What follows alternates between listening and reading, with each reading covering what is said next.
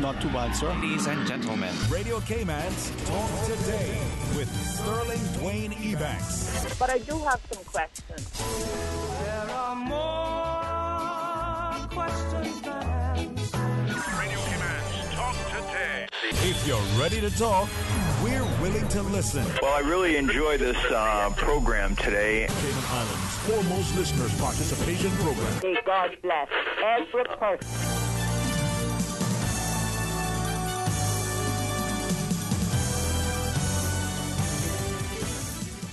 Hey, good afternoon and welcome. Thank you so much. It's almost like a Family Fitness Friday. We get a chance to get you to exercise not only your body, but your brain, your mind, and the whole spirit. To start things off with a discussion, telling you about a wonderful grand opening tomorrow at the Cottrell, a fitness personal training facility. And then you need a little CPR. Well, that's 12:30. You want to know why? Stay tuned for Talk Today. Radio Cayman's Talk Today, the Cayman Islands' foremost listeners participation program. We ask our listeners to avoid statements or comments which are abusive, derogatory, malicious, or defamatory. Do not use any indecent language or make any statement which is false or misleading. Email talktoday@candw.ky or call 1-800-534-8255. Courtesy of Flow. Cayman's #1 network that connects you to your world like never before. Let your voice be heard. Once again, here's your host, Sterling Dwayne Ebanks.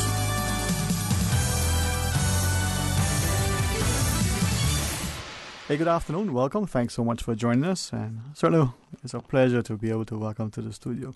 Not just an opportunity to remind us that life is about embracing all that is good and making a continued service and sacrifice as we welcome to the studio Ms. Karen Wonsam Cottrell with that indulgent spirit of Mr. Hugh Cottrell. Hello. Welcome. Hi. Thank you. Thank you for having us. You know, when Anita reached out to us, we were excited because I think if we can have examples continually of people who by their own premise, by their own sort of ethos, exhibit a sense of commitment, dedication, an example and principle, then we can follow that. Maybe it's the studious individual, maybe it's the person for whom a degree of ethics and integrity permeates them, and just by being in their presence, you want to raise your bar.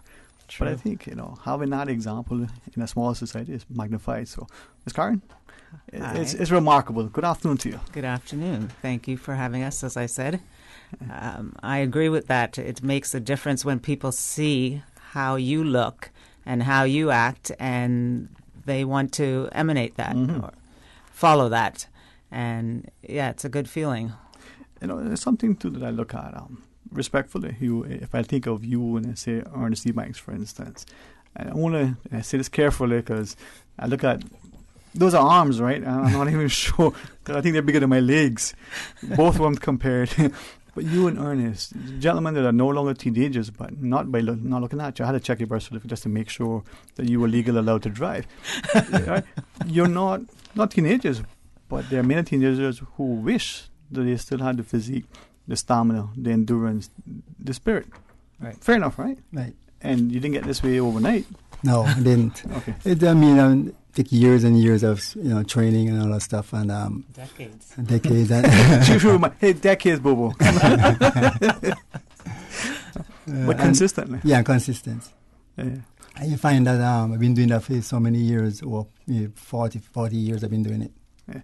Does it, and I would like to ask a couple of things as we talk about the grand opening tomorrow and get the public to understand that we invest heavily in so much. Right. Yeah. But how much investment, not just the equipment that we buy, not just the gym memberships that we subscribe to, but the time and the dedication, right? Because I know many of us have little pieces at home you get for birthdays and Christmas, and they're wonderful for hanging clothes on.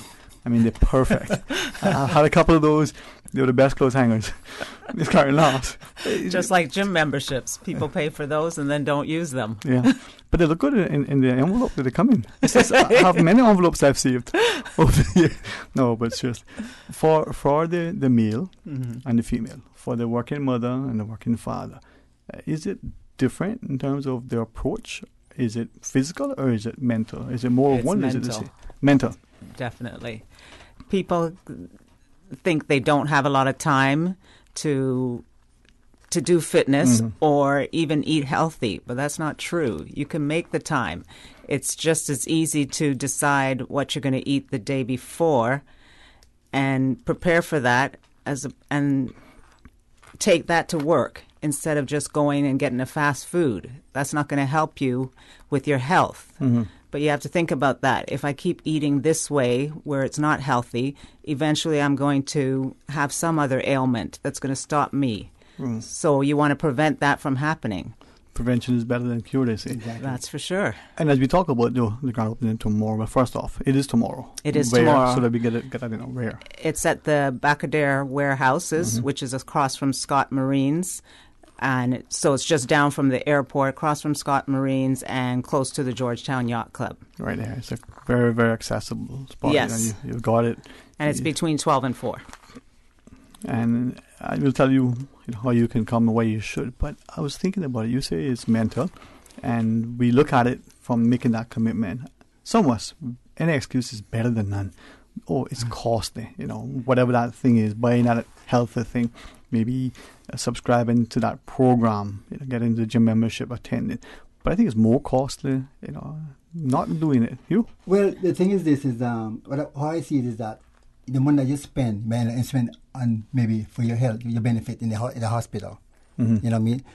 Our plan is not to keep it for like a year or 6 months. It's keep you as long as you want to stay there and get better and try to improve on your physique. Something that I've seen, and I went quickly, just prepared a discussion so that I was speaking, without being at least somewhat informed, not an expert. But quickly I was looking at some things. A healthy person going into surgery recovers faster. Yes. I don't remember what the statistic was. I was looking at it to see, but apparently that was what I remember reading from bona fide studies. A lady who is expectant, whether it's the first child or subsequent children, if she is healthy, she's active, she has, what was the word they used? I translated it. A better pregnancy, easier. If she recovers, she gets everything. Is that's true, right? That is definitely true. Yeah. I found it easier when I had my child, and I was able to recover faster and get back to the way I wanted to look faster. Yeah. And the baby's healthy as well. Yes. Thank God. Well, she was a little premature, but yes, she's healthy. Right. And I say that because, and yes, well, the reason why I'm saying that this investment, as you sort of embody, is that it's a lifetime. You're making this thing that you're doing it, hopefully properly. You get the right instruction. This is why you guys are here. You're doing it sufficient times. It's like anything. You want to learn. Don't try to just pick it up today and cram it in and expect to remember it forever. Exactly. It's a lifestyle. It's a lifestyle. Okay. Yes. Perfectly. At the new facility, what are we going to be offering to change that lifestyle? Well, what we're offering is body fat testing. It's the first thing. A lot of people like to weigh themselves on the scale. And you find if you weigh yourself in the morning and weigh yourself in the evening, it's 2 different weight. Yeah. And you find if you do body fat testing, you find that it's more accurate. See, when I step on a scale, I go, whip, one at a time, please. So I don't bother the weight. No, so the weight itself is unfortunately probably not a good indicator of whether you're healthy or not. Right. So the body fat test. Yeah, because once you start eating that morning or right in the evening, you find that your weight is going to go up. You know what I mean? So. Okay, and whether you're active or not, it could affect it, right? And what you eat and the like. So the body fat testing, what else? Body fat testing, we do a meal plan, which is basically telling you how to eat and all the stuff. Give you like suggestions like 5 meals a day. It depends on what you like. We try to work with you. Okay. And I know that some of us are thinking about we won't eat certain things, maybe meats or certain meats, or we won't eat after a certain time. It can, well, at least for me, it can get confusing. Do you not eat this? Do you eat this? Do you eat this now or not then? How much of it do you eat? You guys will help us with that as well. We'll make suggestions. We'll talk to you about it. Yes. Yeah. Okay. All right. Yeah. We're trying to make it easier for people to use. Wow, that'd be helpful. And then the facility, what else would be? Personal training and working out? The working out is, it depends on the body part you want to work out. We have all the machines you think of, we have it there. Can you work and make me more handsome, better hair? No, I probably don't. Oh, you're not miracle workers. Okay. Susan was just like, man, almost perfect. No, I'm just kidding. That's why we have radio. Miss Karen's like, man. No, but I'm hopeful that people would avail themselves, because many times, and I won't embarrass our colleague here, but it's so commendable to see the commitment someone's out to our health, and to take lunchtime and go get an exercise in, proper instruction, and then come back Right. and continue work, and you find that you work better, you're mentally clearer, you're focused, you have energy, even though you just went to physical exert yourself. It may sound kind of weird, but they actually end up being more energized. Is that true? You've been doing it now for 1,000 years, you said, Hugh? Yeah. Just about. Just about. you find that people, sometimes I find people really try to push themselves. And the thing is to get result, if to push yourself. Yeah. You know what I mean? Sometimes I find it hard, and it's not going to be hard, really hard for you to do it, but that's the only way you can get result. So you got to work out to push yourself. Yeah. I thought you could sit back I and guess get everything you're doing in studying or whatever you're doing, the same thing. But is that part of the challenge then? That someone's we want the result, whatever that thing is, but we don't want to put in the effort. And you want it fast. Yeah. And it doesn't take as fast as you a lot of people like maybe 1 month, 6 weeks, I'm going to try to change my body. Yeah, it can't But they be have that to way. realize how long it took them to reach where they are. That took a while. Well, that is the thing. You know that you were probably gaining weight. You were feeling sluggish, lethargic, and the like. Right. You probably extending the belt loops or whatever. Changing your pants, getting a bigger size. You've been talking to my family. Sorry. And that was probably over a period of time. Right. But come Sunday evening, you think, oh, wow, I got a meeting tomorrow morning. You want to look trim and fit. It's not going to happen. No. Exactly. We want it overnight. So It won't happen in a month either. All right. Yeah. And I think respectfully to some of us, we don't avail ourselves of expertise. True. And that's why I'm glad that you were here. Another opportunity for the public to say, listen, let me benefit by example. You're going to talk to the person who seemingly knows what the person knows, right? Right. We don't take advantage of that. We don't see how beneficial it is. So your counsel, your instruction would guide the person in making sure that they're doing it properly. They'd be able to do it in a way that gives them the desired outcomes. Exactly. All right, well, Explain but for these the things hair to and the them, good yeah. looks, you would help me. We would try to help with that if we could. Well, they're magicians, they're almost not quite miracle workers. No, but you'll see so much, though, even in the disposition of the person, the confidence level, just the pep in the step, as it were, because you start to feel better. Right. We've heard that a lot, and I think some people think it's a cliche, but I'm gathering that there is some truth to it. Oh, for sure. If you feel better about yourself, you are going to react better. People will be able to tell that about you. It makes a difference. Kind of like John Travolta walking down, staying alive. That's what. No, You're making me laugh. I love the laughter, and That's a if good you medicine don't- too. Yeah, if you don't mind me saying, you have just a most beautiful laugh. Sorry that you Thank contain it yourself. I can only see Hugh that she must be just the joy of the whole space, man. Exactly. The kind of a Thanks. wonderful laugh. We need to laugh because We do. I mean, see, short people laugh a lot because everybody else is laughing a lot. So why miss out? All right, tomorrow, 12 until 4. Yes. Correct. What else do you want the public to know about tomorrow? The first 5 people that come will get a free personal training session, one personal training session. We're also doing other prizes. The main prize is one draw of 10 personal free sessions. Okay, no. cool. One draw. It's a raffle draw. Sorry. The police are going to come in here and say, listen, you misbehave. No, I just want to public. No, I'll explain that later. Yes. A raffle draw. Where you get one person gets 10 personal free training sessions. So, wow. Yes. So, the first 5 will get, plus you get a draw. And Right. for 10, excellent. Right. And then we'll also be doing draws for supplements because we sell supplements as well. Yeah. We believe in supplements, as in protein powder. These are pharmaceutical grade products that we sell, and they're good for you. We also have fat burners and pre-workout things, all those things, and also fitness accessories like gloves, belts, and other stuff. Yeah, I think that's important too, that you have the right sort of complement to what Right. you're doing. And many of us, sadly, either don't understand nutrition, confused about what it is, and with the greatest respect, some of the things that we buy isn't nutritious, even if we think it is. Yeah. So having that supplement can help our bones and, Right. and our bodies. And if you're working out, you're probably burning a lot more. Yes. Are you, sort of replenishing, as it Right. were? Exactly. So important. Yeah, and you buy it and you don't know what happens. It doesn't work overnight. Right. So excellent. Now, for the personal training sessions, whether it's part of the the raffle or whether it's the person signs up for it, what would a personal training session sort of entail? It basically is 1 hour training, and it entails with chest, shoulders, back, biceps, legs. So if you do like chest on Monday, chest and shoulder and triceps, so it's a push and pull movement. Okay. So back would be maybe back and bicep, and then legs, just legs alone on Fridays. Yeah. I hope, and respectfully, you chastise me publicly if it's inappropriate. This is just me. I say to people, if you don't know how to do something, especially with exercise, ask somebody that knows. Yeah. Especially someone who says, I'm a certified personal trainer, because doing something improperly not only can injure yourself, but you don't get the benefit of it. Exactly. That's right. I mean, I remember how my father doesn't mind saying, we were digging a hole. Now, important that this hole get dug a certain way because we're doing the bottom borders for the building. And he is 1,000 years older than me, much more handsome, stronger, and he's swinging the 50-pound crowbar like it was a straw, a grass straw.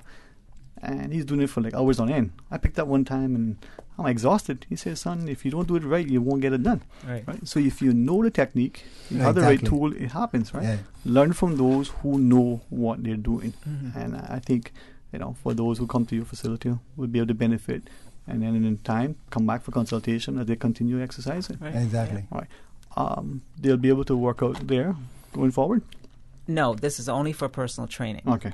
They can do consultations, so if they continue at another gym, they can come back and do some consultations just to improve upon what they've been doing, to get your body fat tested as well. But it's just for personal training. And we do have different packages, and we'll be letting people know rates tomorrow, and we'll be doing specials for that day as well. All right. Well, this is exceptional, because I think you look at professionals, whether they're in finance or law or medicine, they have to continue education in order to be, maintain their certifications, as it were. If you're exercising, always go back to someone and say, okay, I've been doing this thing, maybe a little tweak to how this thing is being done, improve the form, maybe add a little, little something bit to different, it. To get a better result. Right. It happens, we studying, have you tried studying this particular method as opposed to this? We don't avail ourselves of the expertise and the resources. What else, Ms. Karen, would you want our listeners to know? Not only about the facility, but the grand opening tomorrow, 12 to 4, at the back of their warehouses, right near to the Georgetown Yacht Club. But what else do you want us to know? We'll have refreshments. We want people to come out and see what we're offering, and to tell other people about it so they can come and check us out. All right. Well, I trust. Yeah, the end thing is based on people who want to lose weight. You find that people don't like the gyms, big gyms. True. So we try to keep it as small as possible. You can come by and see what we have. And we try to work as maybe people with gastric bypass, people with people with maybe with tummy tuck, want to lose weight, but they're scared of the gym. We will help them. Okay. Right. So. Yes. It's that's one of the reasons he went from the gym. He was taking people at World Gym and King's, and he had people complaining that there was people watching them, or that they also had to pay a gym membership. So here you come and you're just paying for the personal training, and will be a maximum of 5 to 6 people. I think too, just generally speaking, as you shared, I'm reminded that sometimes at the gym you're starting out, you're conscious, you're not able to do the other things. Then there are those who are showcasing, peacocking around the place, right? And then there are those who need the time, not the interruption. And somebody's coming and trying to chat with them, maybe get an autograph. Sorry, I mean, no, just kidding. But you have those interruptions where you only have half an hour, you need to be in and out, accomplish your objective in order to get on to your next, activity. Exactly. Here with the personal training, you focus, and you can achieve that. Feel efficient, feel effective, and then move on. Exactly. So the back of their warehouses, right across from the Georgetown Yacht Club, 12 to 4 is their grand opening. Correct. Tomorrow. Is there? I like phone numbers, but people like this social media stuff. So their email, website. Are there other ways if they want to contact, either for information tomorrow or going forward, that you would like to share with our listeners? Besides our phone numbers? Whatever you wish to share, Mom. Well, the phone numbers mine is 925-9733. Hughes is 925-3900. And people have seen it on Instagram and Facebook. And we also have a website, Addicted to Fitness. That was our old name. Addictedtofitness.ky. Hey, that's a good addiction to have, I say this because I see you, and if you don't mind, Ernest, only because we borrow from people through example, right? And with the greatest respect, we don't have it's a small population, so people who do good stand out. Hopefully we'll highlight those Yes. Whether you're in uniform or whether you just, showing off. I mean, this should have made you wear clothes coming in here. You're Susan all distracted. It's not. I tell you. So those of you who do not go on YouTube and see Mr. Kurtfeld, you're gonna feel. Yeah, he's just buff. Yes. But this is what you get when both of you have been so diligent, committed over. Well, her is just only been a few years. She's still young and teen. Few years. I wish. No, but I say this in Shirley because I've seen from a distance the commitment, the dedication, and the consistency. And I hope I'm not making it too uncomfortable, but age is only a number. Exactly. If I look at you and forget about how old people Exactly. think you are, you can easily mistake you for much younger. Much younger, exactly. Yeah, exactly, man. Your fitness is coming up soon, so they gotta remind you retirement is not far away, according to them. So 12 to 4 tomorrow, right? Right. Georgetown, right across from the Georgetown Yacht Club in the back of their marina warehouses, right? Yes. Well, it's a pleasure. Maybe Thank going forward, if you have time, I know you guys are very busy. Maybe we can do some, fitness tips and things for some of our listeners Yes. from time to time. Sure. Yeah, we would love Speak that. to Love leaders, that, see yeah. what we can do. Yeah. Okay. And listen, make our people healthy. We We'll want to make do them that. happy. Who knows, we might have lower health costs. Just That never know. would be good. That would be excellent. Yeah. Hear the We premier. need people to do something to change the way they are. Yeah, man. Yeah. And every little bit done positively or with the right instruction can make a difference. So, Big Right. difference. Yes. thank you all very much. No problem. you for Enjoy having your us. weekend. May tomorrow be very successful, man. Thank Let you us know very how it much, goes. sir. Please, God. Right. Amen to that. So tomorrow, please, 12 to 4 at Yes. the back of their warehouses right across from the Georgetown Yacht Club. Yes. All right. We're going to pause and take a break. We promised you a little CPR, didn't we? All right. When we come back, let's see if we can give it to you. Spring is in the air and Easter around the corner. So too is Savannah Pharmacy, your neighborhood pharmacy located in Countryside Shopping Village. Stocked with Easter gifts and treats and new spring apparel. Remember, they're always just around the corner with everything your family needs and convenient opening hours including Sundays and holidays. Get all of your Easter purchases at Savannah Pharmacy in Countryside Shopping Village or call 946-3336. Savannah Pharmacy, your neighborhood pharmacy located in Countryside Shopping Village. Rotary Central Cayman Islands is recruiting future peace leaders for the Rotary Peace Fellowship. Come and learn more about the Rotary Peace Fellowship program Tuesday, 16th of April from 6 to 7 p.m. at Grand Old House. Rotary International works to make peace a reality by training the next generation of peace leaders. And Rotary Central Cayman Islands is now recruiting. You could be one of 100 fellows that will have the opportunity to obtain a professional development certificate or master's degree in peace and conflict resolution. Join us at Grand Old House on April 16th from 6 to 7 p.m. to learn more. This Easter weekend, the Cayman Islands will welcome the rest of the Caribbean, and you do not want to miss it. Carifta 2019 takes place at the Truman Bodden Sports Complex from April 20th to 22nd. Watch the region's most talented track and field athletes compete and come cheer on your Cayman athletes. Get ready to raise your flags at the Caribbean's biggest athletic event this Easter weekend. It's Carifta 2019. Tickets start as low as $10. Get your tickets now at CaymanCarifta2019.ky or Funky Tanks and Reflections. Brought to you by the Cayman Islands Government, CUC, Salt Technology Group, the Cayman Islands Athletic Association, Cayman Islands Olympic Committee, DART, Miracle Brokers, Maples Group, Pinnacle Media, World Gym, and Radio Cayman. Roadwork will be in effect this Sunday, April 14th from 7:30 a.m. until 4 p.m. on Dorsey Drive, between the junctions of Shedden Road and McClendon Drive. The majority of the roadwork will be in front of the Napa and Kirk Motors lot on Dorsey Drive, with one lane available between the roundabout of Shedden Road and Dorsey Drive, and just past McClendon Drive in front of Foster's Airport Centre. The lane closure is expected to cause delays, and the public is urged to drive with caution as roadwork takes place on Dorsey Drive this Sunday, April 14th, between 7:30 a.m. and 4 p.m. Country classics. Well, I was born to coal miner's daughter. On the road again. They're gonna put me in the movies. Papa Top again. Out in the West Texas town of El Paso. Because you're mine, I walk the line. Well, I love them in Country classics. Young love, first love. You never count your money when you're sitting at the table. If you enjoy classic country music. Come hang out with Radio Cayman this Saturday, 3:30 to 6 p.m. In the Mississippi cotton picking Delta town. This Saturday afternoon, following American Country Countdown, 3:30 to 6 on Radio Cayman. Just walk on by. Wait on the corner. Country classics.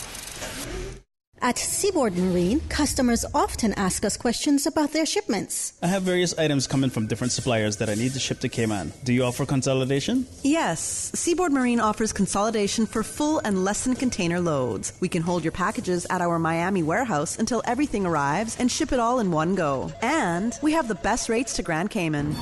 Visit seaboardmarine.com for more information. Shipping shore to shore, Seaboard. Talk today. But I do have some questions. Talk today. Cayman Islands' foremost listeners participation program. Talk today. Because there are more questions than answers. What the public is saying. Waiting to take your calls right now. Sterling Dwayne Ebanks.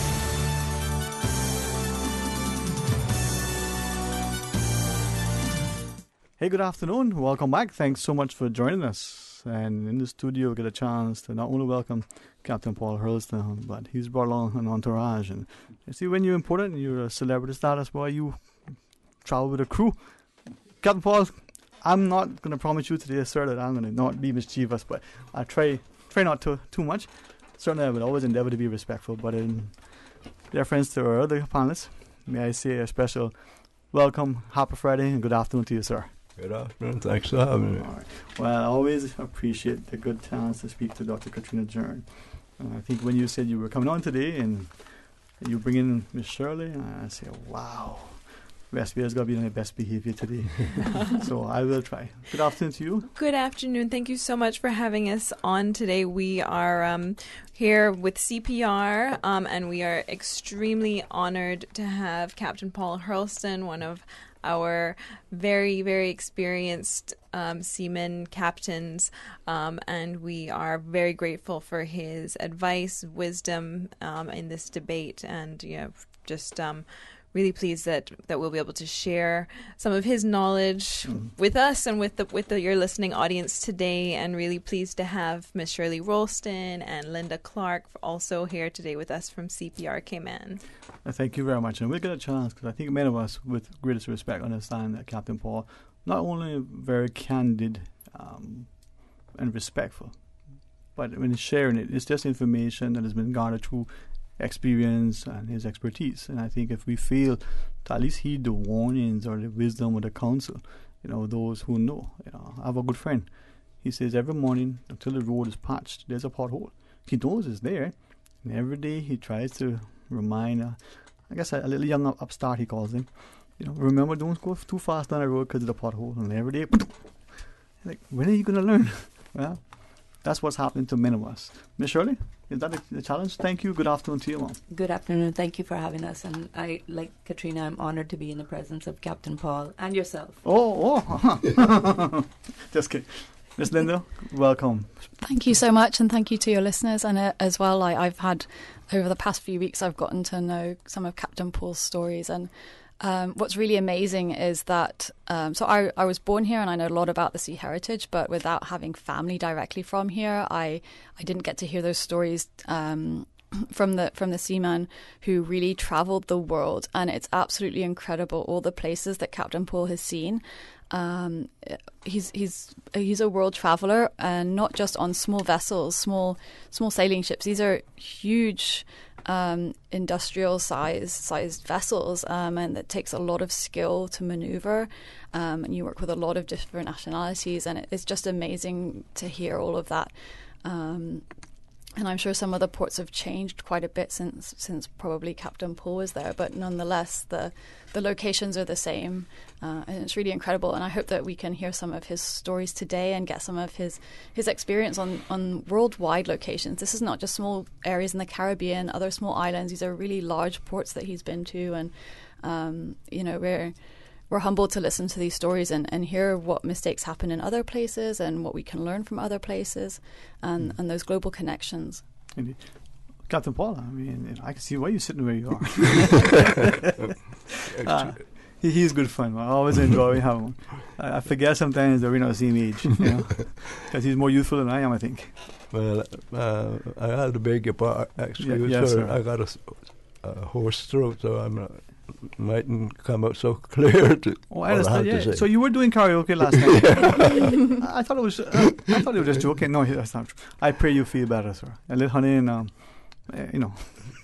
Well, I appreciate you good folks asking me to come on here, because this is the first time that anybody has asked me of my opinion about anything, and I believe I got a little bit of experience. I spent 41 years on sea, 21 out of those as a master. Mm-hmm. I've been to nearly all over the world. I met all kinds of people, and I know I'm going to get assassinated for saying some of the things that I will be saying today. But when you don't have anything to hide, why don't you tell everybody, put it on the table? That's the reason some of my beef here, and it's I know a lot of people say, why didn't you speak up earlier or something like that, but it's one old guy, God bless his soul, Wendell Connolly from South Sound, he used to say, what is not worthwhile asking is not worthwhile offering. So my experience was never asked, so I didn't see it. Why should I offer it? Well, I would certainly welcome you to share your view, and I say this with the greatest respect. It's just my perspective. We all raise up in a society that hopefully still epitomizes what our parents taught us today.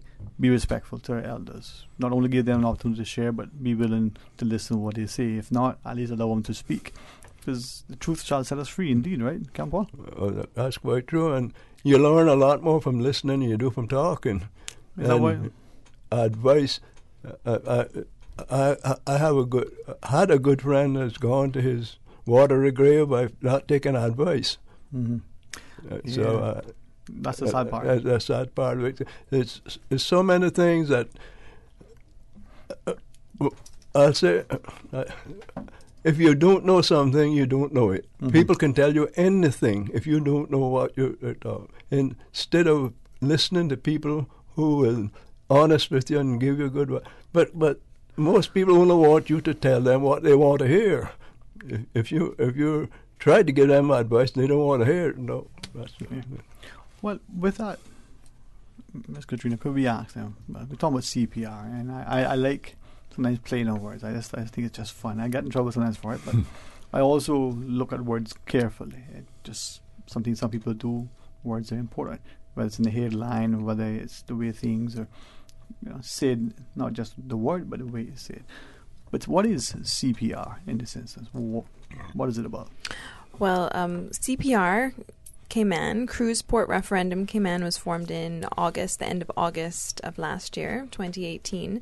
There was a collection of different people, individuals who came together. Most of us had never worked together before.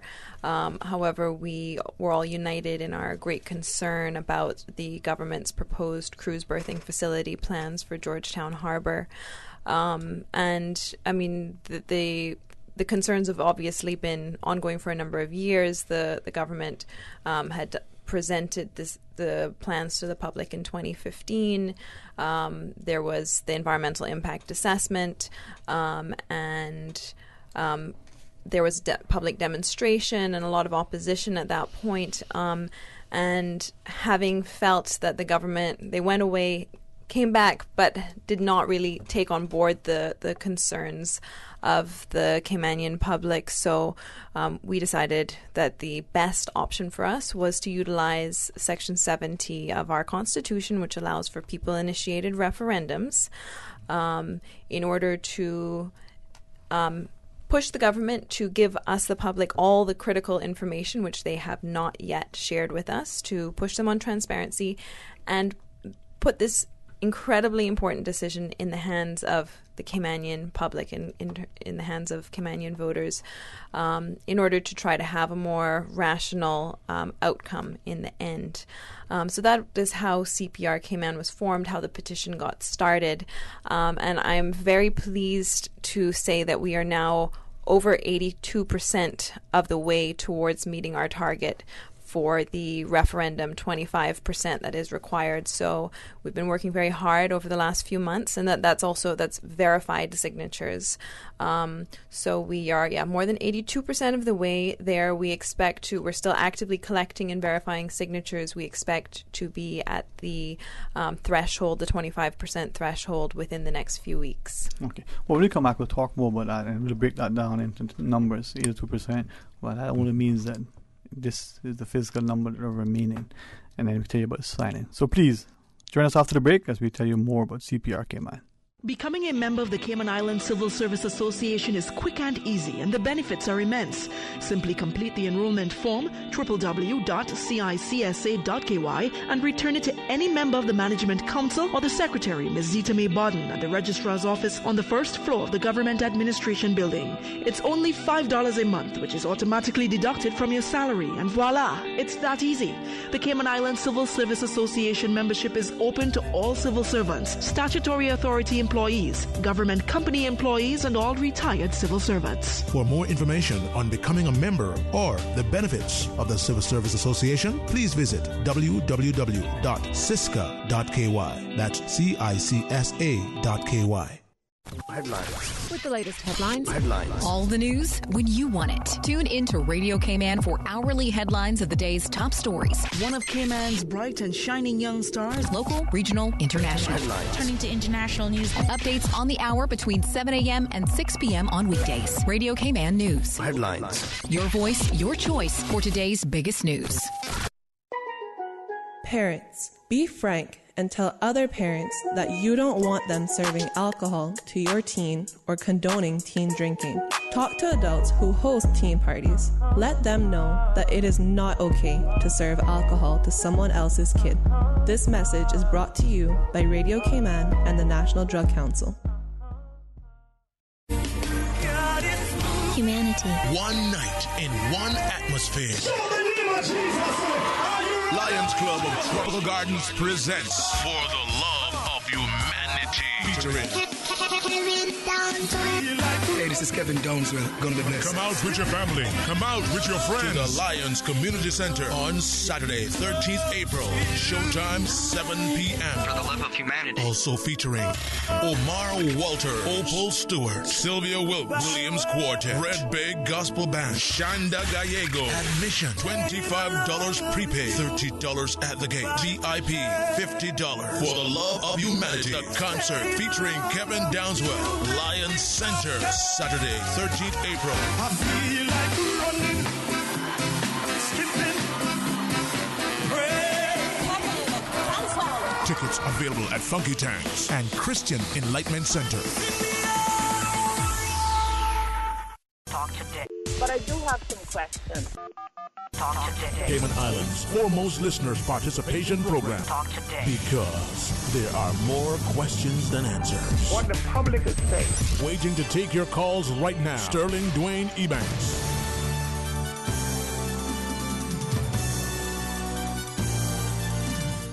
Hey, good afternoon and welcome back. Thank you for joining us as we talk to members from CPR Cayman Cruise Port Referendum.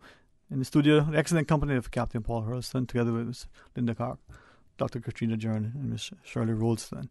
And I like an idea that symbolizes a semblance of democracy, where even when the populace may be, I'll use the word deliberate, agitating and inquiring, pushing for certain information, and the government may or may not like it, is either receptive, but at the very least appreciates that for healthy democracy, safety, security, and stability, we must, and I commend all of us for being not just stalwarts, but being civil and being very, very much forthright in pursuing our endeavors. So I would expect no less from the compliment here and from the presence of an individual fine gentleman like Captain Paul. Miss Linda, though, as you're here, some thoughts from you, please. Yeah, thank you. And I would like to again thank Captain Paul for being here, and with his extensive knowledge of Cayman and the changes that he's seen over the years, I'd like to ask him a bit more about how Georgetown was. Many years ago, my family moved here in 1980, and then I was born here. So a lot of that history I don't have a generational background in. So if you wouldn't mind, Captain Paul, telling us a bit more about Georgetown and the development of that area. Okay.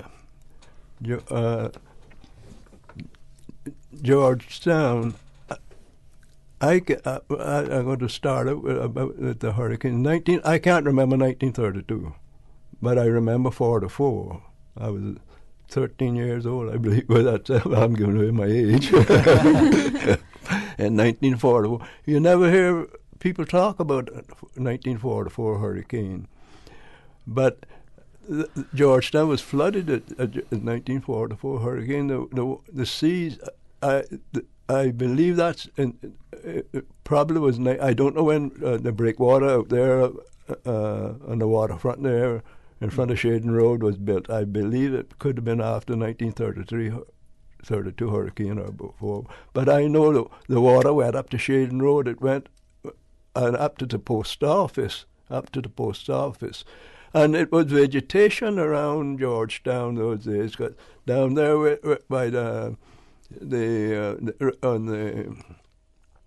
where the old fort was, it was a lot of grape trees and buttonwood trees, because Dobson Hall was just to the north of the fort, and it was another house there. The Andrews house was that was all buttonwood, lying towns.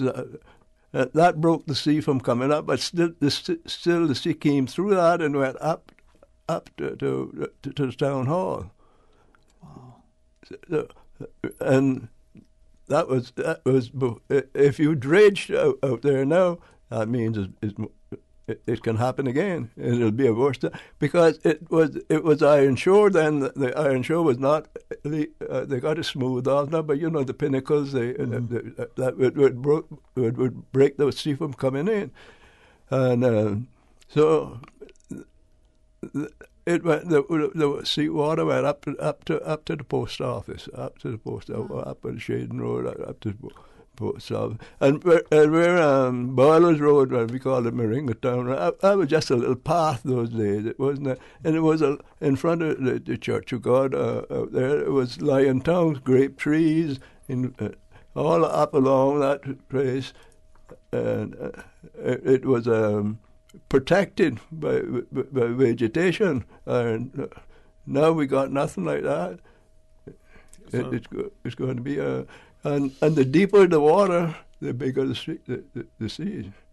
People don't realize that the sea don't break out in the ocean like how they do on the reef, but they're still big swell. The deeper the water, the more the sea. So that is one part of George. And also down in raid spots down there where the fishermen, it was lying tongues all on that iron shore, and grape trees and buttonwood trees right all along that place. That's Georgia was protected, partly protected, and have a little bit of protection, but now it's nothing. I think this is a very good point, because the proposal is to dredge 32.5 acres of Georgetown Harbor at varying depths, but it's a huge, very significant area that is proposed to be dredged. And I know when we went to the meeting, when MLA Mr. Kenneth Bryan, Georgetown Central representative, when he held his public meeting, I think it was in November of last year, Georgetown Central residents, they were very concerned about the impact of the flooding in northwesters and hurricanes. Georgetown is already vulnerable to flooding and impacts from flooding. But if they dredge, and as Captain Paul is saying, remembering back to the 44 hurricane, as it is, with full protection, with full natural protection there, the water still came all the way up to the town hall and to the post office. So in a scenario where we dredge significantly Georgetown Harbor, as is proposed, that natural protection will be removed, and the town will be further vulnerable to the impacts of hurricanes and storms. All right. I believe, Ms. Susan, we have the news break. We will also invite our listeners to share equally, as we want to get a chance to engage as much of us as possible. Please stay tuned for Talk Today. Radio K-Man. Radio K-Man's newsroom. These are the biggest stories right now. Police officers arrested 7 persons on suspicion of DUI as a result of ongoing traffic enforcement efforts on the weekend of April 5th through the 7th. 2 of the people arrested had a blood alcohol content of over twice the legal limit, and all of those arrested, if convicted, faced the prospect of losing their license for at least a year. 5 of the arrests followed large events on Saturday night, April 6th, as drivers were stopped and breathalyzed after having left the events. Good afternoon, I'm Dion Anglin with your headlines. In news elsewhere, Sudan's military coup leaders have warned protesters still on the streets that there will be zero tolerance for disturbances. A spokesman insisted the army did not seek power and Sudan's future would be decided by the protesters, but said the army would maintain public order. An ex-soldier in Slovakia has confessed to the double murder of investigative journalist Jan Kuciak and his fiancée last year. Miroslav Mrcek and 3 others, all in custody, have been charged over the killings, which caused a huge outcry and political change in Slovakia. Kuciak and his fiancée, both aged 27, were shot dead in February of 2018. And passengers are stranded in India and around the world after Jet Airways suspended all international flights. Flights from London, Paris and Amsterdam are among those grounded amid fears about the survival of India's largest private airline. That's a wrap of your headlines. I'm Dion Anglin. Radio K-Man, the voice of the Cayman Islands. What's happening in your community? News and information, music and more. You can find us. www.radiocayman.gov.ky. Like us on Facebook and follow us on Twitter. Radio K-Man is your choice, your voice for today's biggest news. Radio K-Man.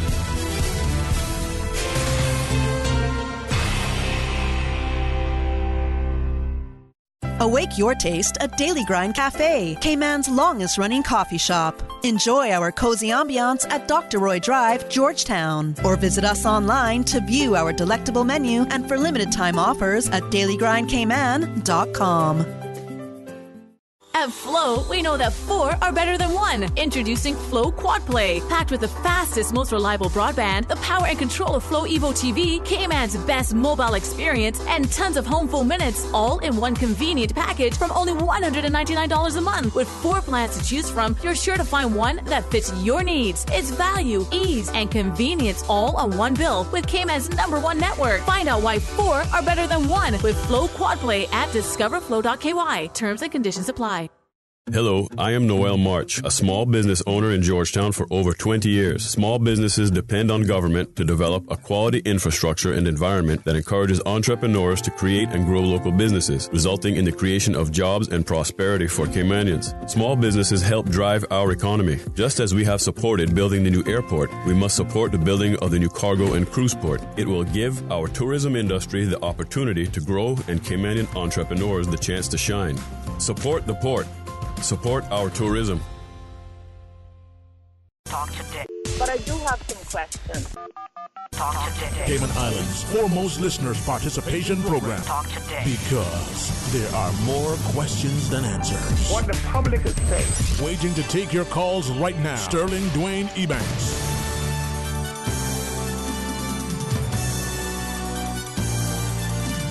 Hey, good afternoon. Welcome back. And as we speak to the good folks the cruise port referendum came on, Captain Paul Hurlston joins us together with Dr. Katrina Jern, Miss Shirley Ralston, and Miss Linda Clark.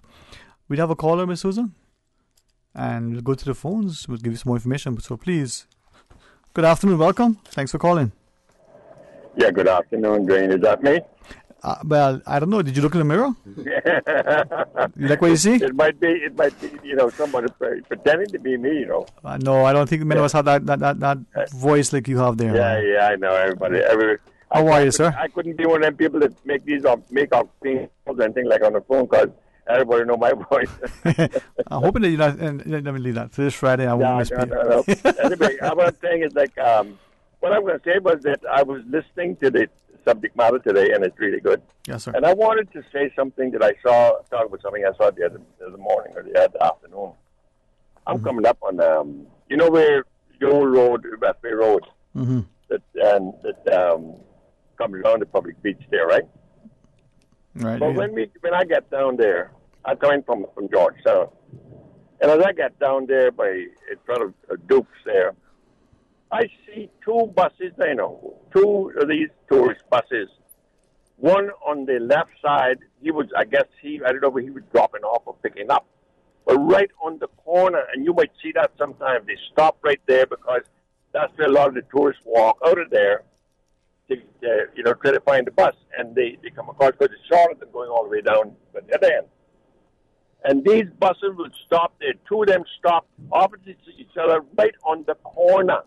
So that anybody who is coming from this side has to go across. Now, You can't see what's coming from the west. If I'm coming from the east, you can't see because the corner is very small. Right, and the exit there. I don't want to be dismissive of that because I think that is something that, unfortunately, not enough of us are highlighting in order for it to be addressed. But with respect, just of the time constraints for our guests, as we talk about the idea of the cruise port, the referendum, and the discussion, any thoughts or comments you may have on that subject? Yeah, well, I've always said that. Yes, sir. That Georgetown is not the ideal spot for a cruise dock. The only place that could be done and done safely would be up in the North Sound. And I've said that for many years that but for some reason we can't touch it. I know the old boats and Mr. Paul can tell you that they used to turn them boats on the side and do their bottoms and get rid of the barnacles and all that kind of thing and feed them up. They just up there, and I think it was Pond or someplace to call them. Yeah. Yeah. So Karina. Okay, well, thanks. And maybe as we have a discussion, I think, thank you, sir, for sharing. And perhaps, Katrina, as we come back in a second, to ask you that. But, Shirley, the petition, for want of a better word, for the people now to be able to initiate a referendum, where are we so far with the process? I mean, how do we get involved? Is it still possible? Yes, Dwayne, thank you for that question. The petition is going quite well. What people don't understand, and some are even saying that we are being paid by certain people to do what we do, this is all volunteers, and all Caymanian volunteers. And we do it because we feel it's very, very important. It is an issue of national concern. No matter if you're in the tourism industry or not, this is something that will affect everyone, and everybody has a say in the matter. Like I was explaining to someone from Cayman Brac the other day, just because the fire is not on your doorstep, to quote, I think it was Paul Rivers, doesn't mean that you don't help throw water on it. Because if people in Cayman Brac or Little Cayman had issues that were going to affect all of us in the long run, we would all certainly be jumping in to help them. But the petition is moving along. We have different avenues that we provide people the opportunity to sign the petition. We have petition signing tables at various locations that we try to publicize ahead of time so that people know. We also go door to door. We also publish our phone numbers so that if people can't get out or don't want to come out and be seen publicly doing it, they can call us and we will come to their homes. In saying that, tomorrow we have a table at Hurley's from 10 a.m. until 12. We may stay longer if people call up and say, can you wait, because we're on our way or something. Or if there is a lot of traffic, we may stay longer. And on Sunday we have door-to-door in the West Bay area again, and possibly a petition signing table at the Four Winds gas station. So there are a lot of opportunities for people to sign this petition, and we encourage everybody. This is not for the port or against the port. This is to get more information, like Captain Paul said. There are a lot of us that don't believe we have enough information to make a yes or no statement on this particular proposal. So for us to get more information, then we can get a better idea of whether we're for it or we're against it. Okay, and I want to ask more about that process and then the diligence that you're doing with verifying the signatures. But we do have another caller, Captain Paul Hulston and Nick Clark, together with Katrina Jordan and Shirley Roston, our guests. Welcome, you're on Talk Today. Yes, good afternoon, Dwayne. Good afternoon, my friend. How are you today? Okay, and good afternoon to your guests. Yes, sir. Yes, and special good afternoon to Captain Paul. Okay, Keith, same to you. Good afternoon to you too.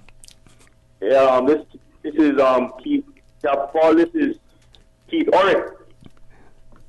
I recognize your voice. Okay. I remember when we used to work at CUC in security office, and during our midnight shift, you would stand up all the time in the office, and the only time you would sit down is when you had to write something in the book. And I asked you if you were used to that from the ship, and you said yes. You were used to standing up all the time from being on the ship. But concerning this cruise port, I understand where the cruise ships are coming from when it comes to safety and insurance and making sure that harm or death doesn't come upon anyone coming on or off the ships. I was listening to the BBC News a few nights ago, and they say that there has been an increase in rogue waves on the west side of the United States, which would be the west side of Cayman, which would be the Georgetown area also. And they say the waves are increasing in height up to 100 feet. As Captain Paul said, the 1944 storm, the waves came as far as the post office. And this is the first I've heard that. But I've said before hearing this, I've said that after they dredge, that the waves would end up reaching about that far in. But if they did reach that far in then, after the dredging, as Captain Paul said, it's going to even go further, and the waves are even going to be higher. And it's going to cause serious damage in Georgetown. And the owners of these buildings and the insurance companies of these buildings should have more to say about building that cruise port. Because in the long run, they're going to suffer more than anyone else. So I do agree, we might need a cruise port, but there's going to be some serious damage in Georgetown after this port. And also, the destruction of the ocean floor in Georgetown, which is such a beautiful place. I've been there, I've dove out there many times as a young boy. Mm-hmm. And it's very sad to know that they're going to destroy that. Thank you very much. Thank you too, sir. Thank you for sharing that. Ms. Katrina? Thank you so much for those great points. I mean, we wholeheartedly share your concern for Georgetown and also for both the vulnerability of our town in storms and hurricanes, and also the potential loss of such beautiful, very unique underwater environment. The very marine life that so many cruise ship tourists get off the ship to experience and enjoy. We also have to think about what the impact is going to be on the quality of our tourism product, the quality of our stayover tourism product. That is where 80% of our tourism revenue, or 76% of tourism revenue, actually comes from. Although the number of heads is higher in the cruise sector, but also in the quality of our cruise tourism product. If we destroy the natural environment where people come to dive, snorkel, swim, if they're getting off the ship to murky water where the coral has been destroyed, and it, right now, it's a sight. Georgetown Harbor is a sight to behold, the beautiful crystal clear water. That's part of what makes us so special and so unique. Why cruise ship passengers the world over love to get off here in Cayman and just enjoy the beautiful surroundings. So I think, we really have to think very carefully about the long-term future of our islands and our economy. And if this is really the best option, have we really explored all of the possible options? Has the government studied other locations? Have they studied other possible designs that perhaps we could have a cruise berthing facility without dredging? There's been so many advances in technology, and I'm sure, we just really want our government to ensure that they are considering and choosing the best possible option. And I think there's a lot of concern that the current design is not the best option for the island. With that in mind, just respectfully, Ms. Shirley shared, and I think there's this either perception, misconception, whatever it is, maybe just deliberate disinformation, that somehow that if you sign the petition, you're either for or against, or there is this thing. No, that could be part of the game that's being played. What does signing the petition signify? And is there a clear answer? What does that mean? For me, I get a chance to go to the polls and the referendum and vote. Do I want this or not want this? There's other questions as to how the question will be worded and the like. But what does it mean? Does it mean that I'm for it? I'm against it if I don't sign? How does that work? Well, in a democracy, people should have some say in what is happening in their country, and I don't think anybody has really had a say. I don't know of anybody that had a say in the airport, and that's on land. And to my knowledge, more environmental destruction did not happen with that when they made the improvements to the new airport. However, the improvements for this port, or the enhancements, and actually something completely different by building the cruise piers, brings things to a whole nother level of people being involved in what's happening in their country.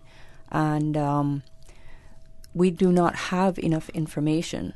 We don't know of the design. The design that we've been shown is one thing, but we've been told that whoever gets the bid for the port will design, build, and finance. So what we're seeing in the design that's going around might not be what we actually get. And I don't think that with having, such conflicting information or not enough information that that people should be just satisfied to let things go without without getting more information and being able to have a say and say yes or no.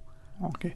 Well, someone liking that to, the bank giving you the mortgage, do you have to repay, but the house you're going to move into, well, once this person who's going to build it, design it, they'll tell you what it is once you move into it, then you deal with it then. Sort of the similar thing as what you're saying. We don't know what it'll be until this deal is done. Okay. Yeah, and exactly. And so a big part of our push is to get more information from the government about the cost. What is the actual cost of the construction of the piers? What is the cost of the infrastructure that's going to be required to support it? How are we going to budget and manage that as a country? How is it going to impact the other requirements for other infrastructure, schools, education in the country? So we definitely think that we need more information, and the People's Initiated Referendum, the process for that, we believe the government will they will find it in their interest to share all of this information with the public. If the cruise berthing facility is as well thought out as the government seems to think it is, then they should have no hesitation sharing all that information with us, the public. And if they then convince the majority of people that it is in the best interest of the country, then people will have the opportunity to vote yes at the polls in the referendum, or to the contrary, if people find that it is not in our best interest. All right. We do have another caller online. Good afternoon and welcome. Thanks for calling. Hello. Good afternoon, my friend. How are you? Good afternoon. I got you in the fence now. I'm pulling up shaker. Right, hello. Yeah, man. Good afternoon to the guests in the border. Right, listen here a bit now. Rambo speaking for you here. I'm talking about my behalf now. Right. I work from the States. Tear it down, and I bought a joint. They didn't price up less. And now, the whole month, with the flex of it, all the service, it took on a guy 10 months for this petition. Right?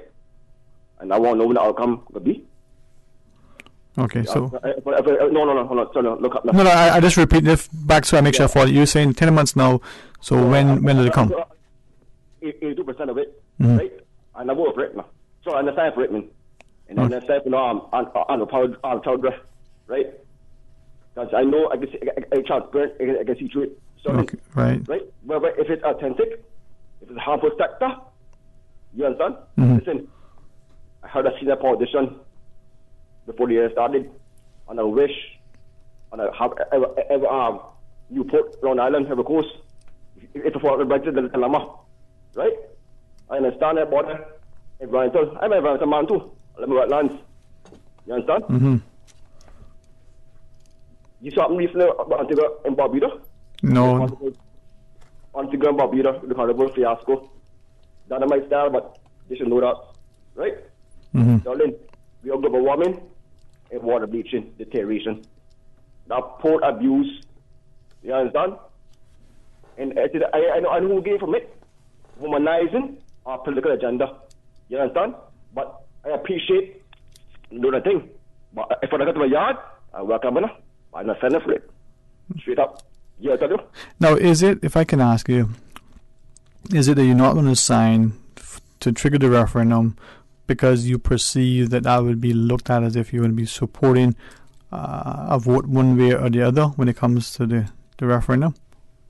Darling, I support the port to the maximum. Many ways, right? And nobody persuading me. Right, no, I understand that. Hold on. Give me a minute now. No, go ahead. Sorry. Nothing negative sense towards the guest now. And the senior captain now. Right. No, but I hit the beat now.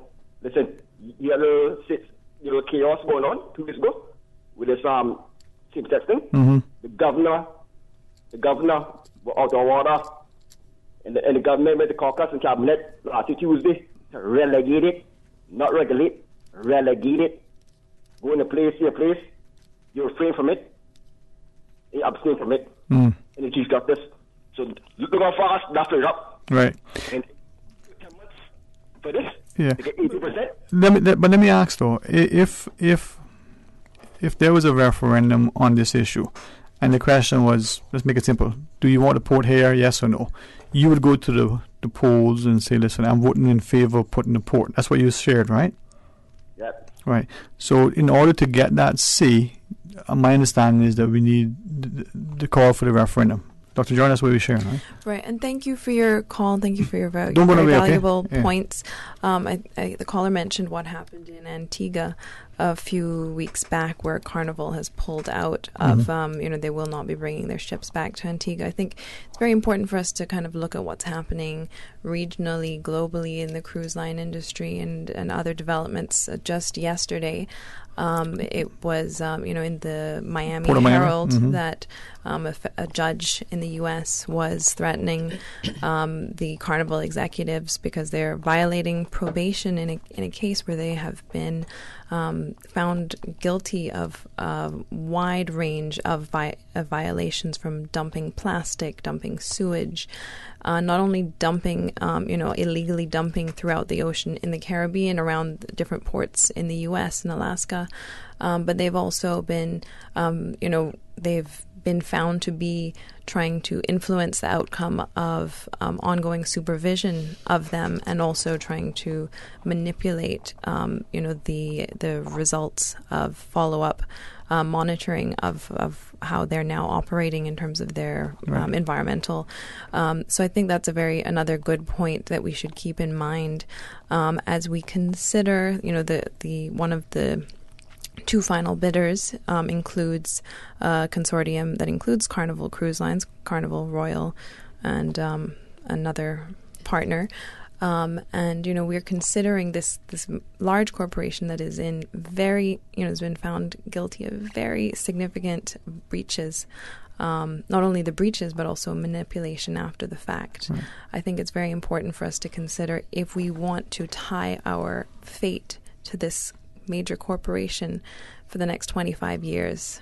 I think that's something we all really need to seriously consider. Rob, are you still there? Yeah. So with that now, you were saying, thanks for engaging us. For her contribution, I'm here to beat now. Whatever very rated decision, you put them in captivity. You understand? Don't know about the hostage. Brexit holding French hostage for blue passport. Printed. You know, the blue hostage. So you have to exemplify things. You understand? Right. But would you... I understand about the environmentalist. I am not doing no. I'm in construction too. Mm-hmm. You understand? I understand it take 2.5 years, but hello. You got sacrifice. Right. It's sacrifice. Hey, hello. Stop with sacrifice, cause you understand? Fair enough. Somebody, hello. All right. Anything else you want to share, Ron?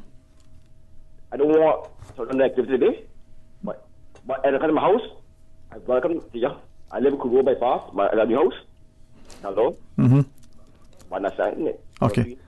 All right, man. Hey, thanks very much, all right?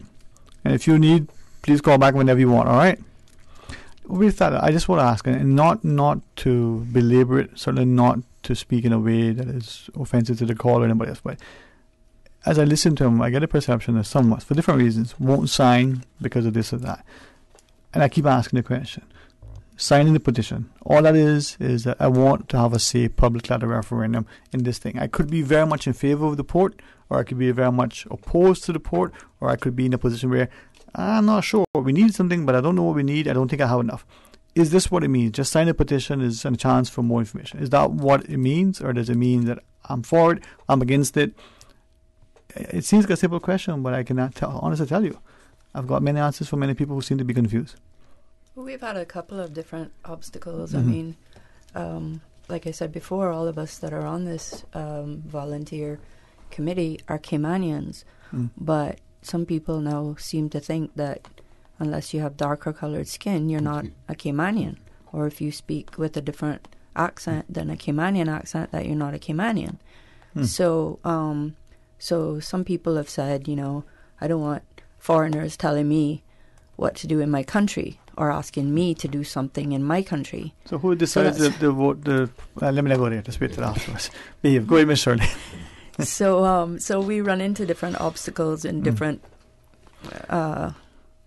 people have different reasons for not signing. Some of the government civil servants are in fear of what could happen at their job. Right. Not necessarily losing their job, so they won't sign. But we know they'll vote in the referendum one way or the other. They will make an appearance and put in a vote. I signed the petition, and it's not that I'm for or against or this or that.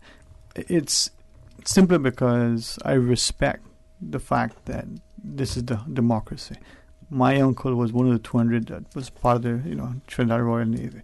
I've got family who actively serving. And for them to go and fight and risk their lives and to die for me having an opportunity to go into a polling booth and mark my X, nobody will take that away from me. Now, whether I choose to on that day or not, that's my choice. But I take that seriously. I even had an argument with an election official long ago. Wasn't even married, didn't have children. I want to take my child into the booth when I go to vote because I want you to be from birth to understand what this is. Or you can't do that because still don't satisfy the answer. I'm not trying to belabor, but we must not shy away from the absolute responsibility of exercising a vote. That may be a political statement. I may be in front of the DG for reprimand. No, I won't be. He's an honourable guy. Let's pause and take a break. When we come back, Miss Susan has some calls online. Can we talk more? Can we get the numbers from her, Miss Clark in a bit? 25% of 18% of 82%. We'll tell you how much percent it is. Anyway, when we come back, more talk today. Spring is in the air and Easter around the corner. So too is Savannah Pharmacy, your neighborhood pharmacy located in Countryside Shopping Village. Stocked with Easter gifts and treats and new spring apparel. Remember, they're always just around the corner with everything your family needs and convenient opening hours including Sundays and holidays. Get all of your Easter purchases at Savannah Pharmacy in Countryside Shopping Village or call 946-3336. Savannah Pharmacy, your neighborhood pharmacy located in Countryside Shopping Village. Save time, don't stand in line. You can apply for or renew your trade and business license online 24 hours a day, 7 days a week. Just visit dci.gov.ky and click on the trade and business online application link. Now, you don't need to stand in line, take time out of your busy schedule or try to find parking. You can apply for your trade and business license online. Visit dci.gov.ky today and save time for running your business.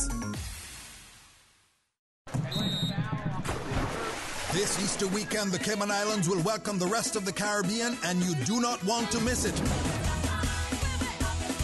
Carifta 2019 takes place at the Truman Bodden Sports Complex from April 20th to 22nd. Watch the region's most talented track and field athletes compete and come cheer on your Cayman athletes. Get ready to raise your flags at the Caribbean's biggest athletic event this Easter weekend. It's Carifta 2019. Tickets start as low as $10. Get your tickets now at CaymanCarifta2019.ky or Funky Tanks and Reflections. Brought to you by the Cayman Islands Government, CUC, Salt Technology Group, the Cayman Islands Athletic Association, Cayman Islands Olympic Committee, DART, Miracle Brokers, Maples Group, Pinnacle Media, World Gym, and Radio Cayman. Humanity. One night in one atmosphere. Lions Club of Tropical Gardens presents For the Love of Humanity. Featuring Hey, this is Kevin Downswell. Gonna be blessed. Come out with your family. Come out with your friends. To the Lions Community Center on Saturday, 13th April. Showtime, 7 p.m. For the love of humanity. Also featuring Omar Walter, Opal Stewart, Sylvia Williams Quartet, Red Big Gospel Band, Shanda Gallego. Admission, $25 prepaid, $30 at the gate. VIP, $50. For the love of humanity. The concert featuring Kevin Downswell, Lions Center, Saturday, 13th April. I feel like running, skipping, Tickets available at Funky Tanks and Christian Enlightenment Center. It's Radio Cayman's 43rd anniversary. And to celebrate, we're offering all clients, businesses, and nonprofits special anniversary rates on commercial advertising all through April up until Mother's Day. Increase sales, drive store traffic, and gain customers and interest by advertising on the #1 station in talk radio and news. Radio Cayman 89.9 FM. 30 or 45-second commercials are as low as $10 with 3 advertising packages to choose from. Perfectly tailored for small, medium, or large businesses. Call Anita, Kathy, or Ray at 949-7799 or email rcsales@gov.ky for your Radio Cayman 43rd anniversary sales package today. Talk today. But I do have some questions. Talk today. Cayman Islands' foremost listeners participation program. Talk today. Because there are more questions than answers. What the public is saying. Waiting to take your calls right now. Sterling Dwayne Ebanks.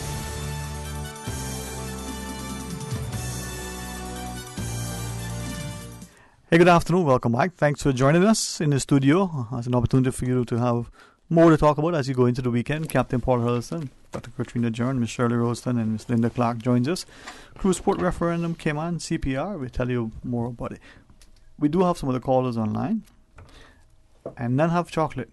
Yeah, let's go to the phones. Good afternoon. Welcome. You're on Talk Today. Good afternoon, Sterling. Good afternoon, sir. How are you today? I'm fine. You all got Captain Paul on there? Yes, sir. That's the right man to have there. He knows about the water. And if they trouble that place in town, they're going to ruin everything they got. Because remember, if you ever get Nor'westers, you still have the go spots. So what sense to messed up what you got out there? That's something I don't understand why they would want to dredge there. They're going to spoil everything. They're talking about the tourists on stop coming. That's the time the tourists on stop coming, guys. It's not going to be nothing to the tourists to come to see. Sunset House is ruined. 7 Mile area is ruined. Georgetown area is ruined. If they do that, they put on some little boys there on the radio to talk food about we need dock. Some of them know how hours in between tides. And some of them know how many change a moon in a month. And they know nothing about Mother Nature. So I don't know why they puts them on the table, try to convince people. They better listen to what Captain Paul tell them. Do not touch Georgetown. That's all I had to say. Thank you, sir. Thank you. And one more call. Welcome. Nope, there was a call. That one had chocolate. I can tell. All right. Well, with that, process we continue. Captain Paul, Dr. Jern. Yeah, well, I'll probably wind up northward for what I got to say. Well, we come visit you, sir. Yeah, I'll do that.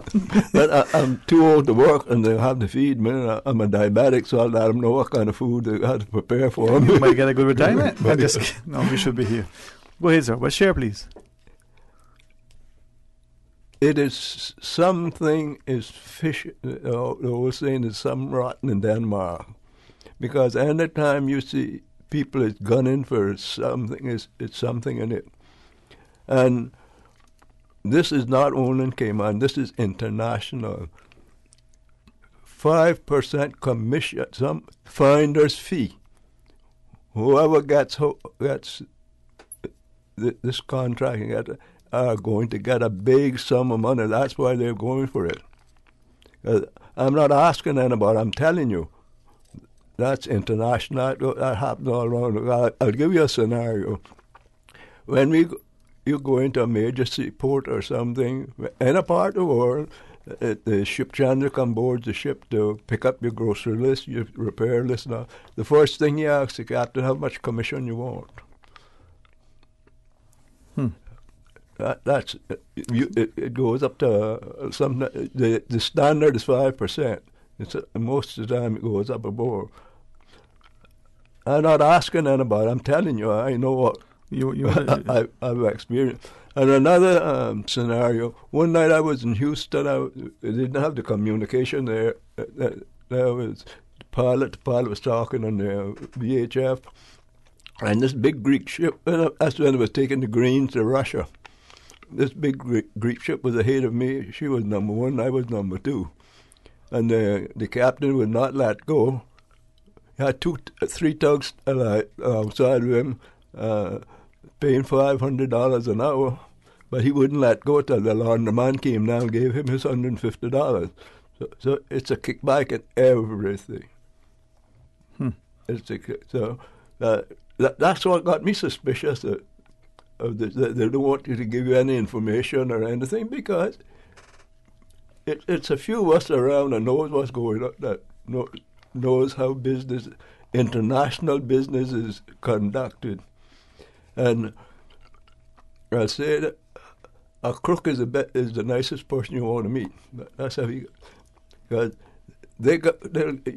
when you give them that 5% or 10% or something, they got an axe holding over your head.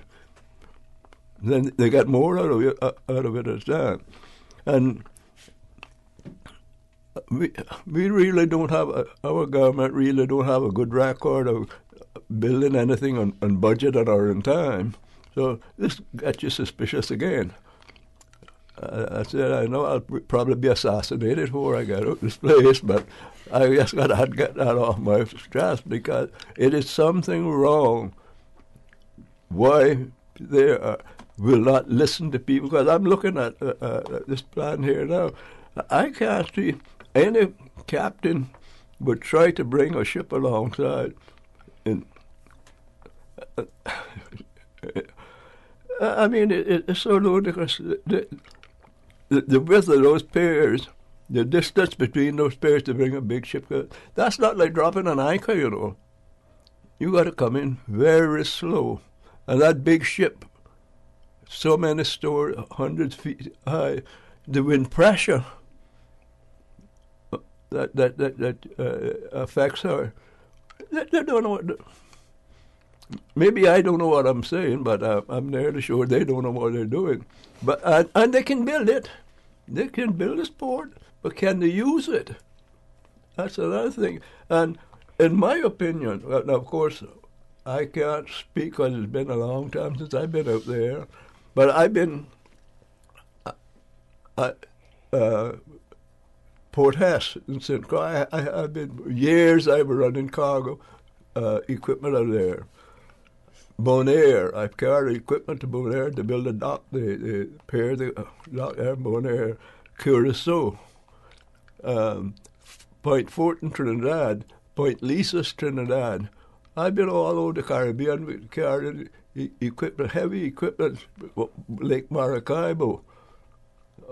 You hear about that blackout they got in Caracas. I carried the two alternators down there for that power station. I've been around. I have a little bit of experience, but I don't know. I guess I can't express myself good enough, but it is. Yeah, well, I understand the passion, not just the frustration, but the passion and the great concern for the future.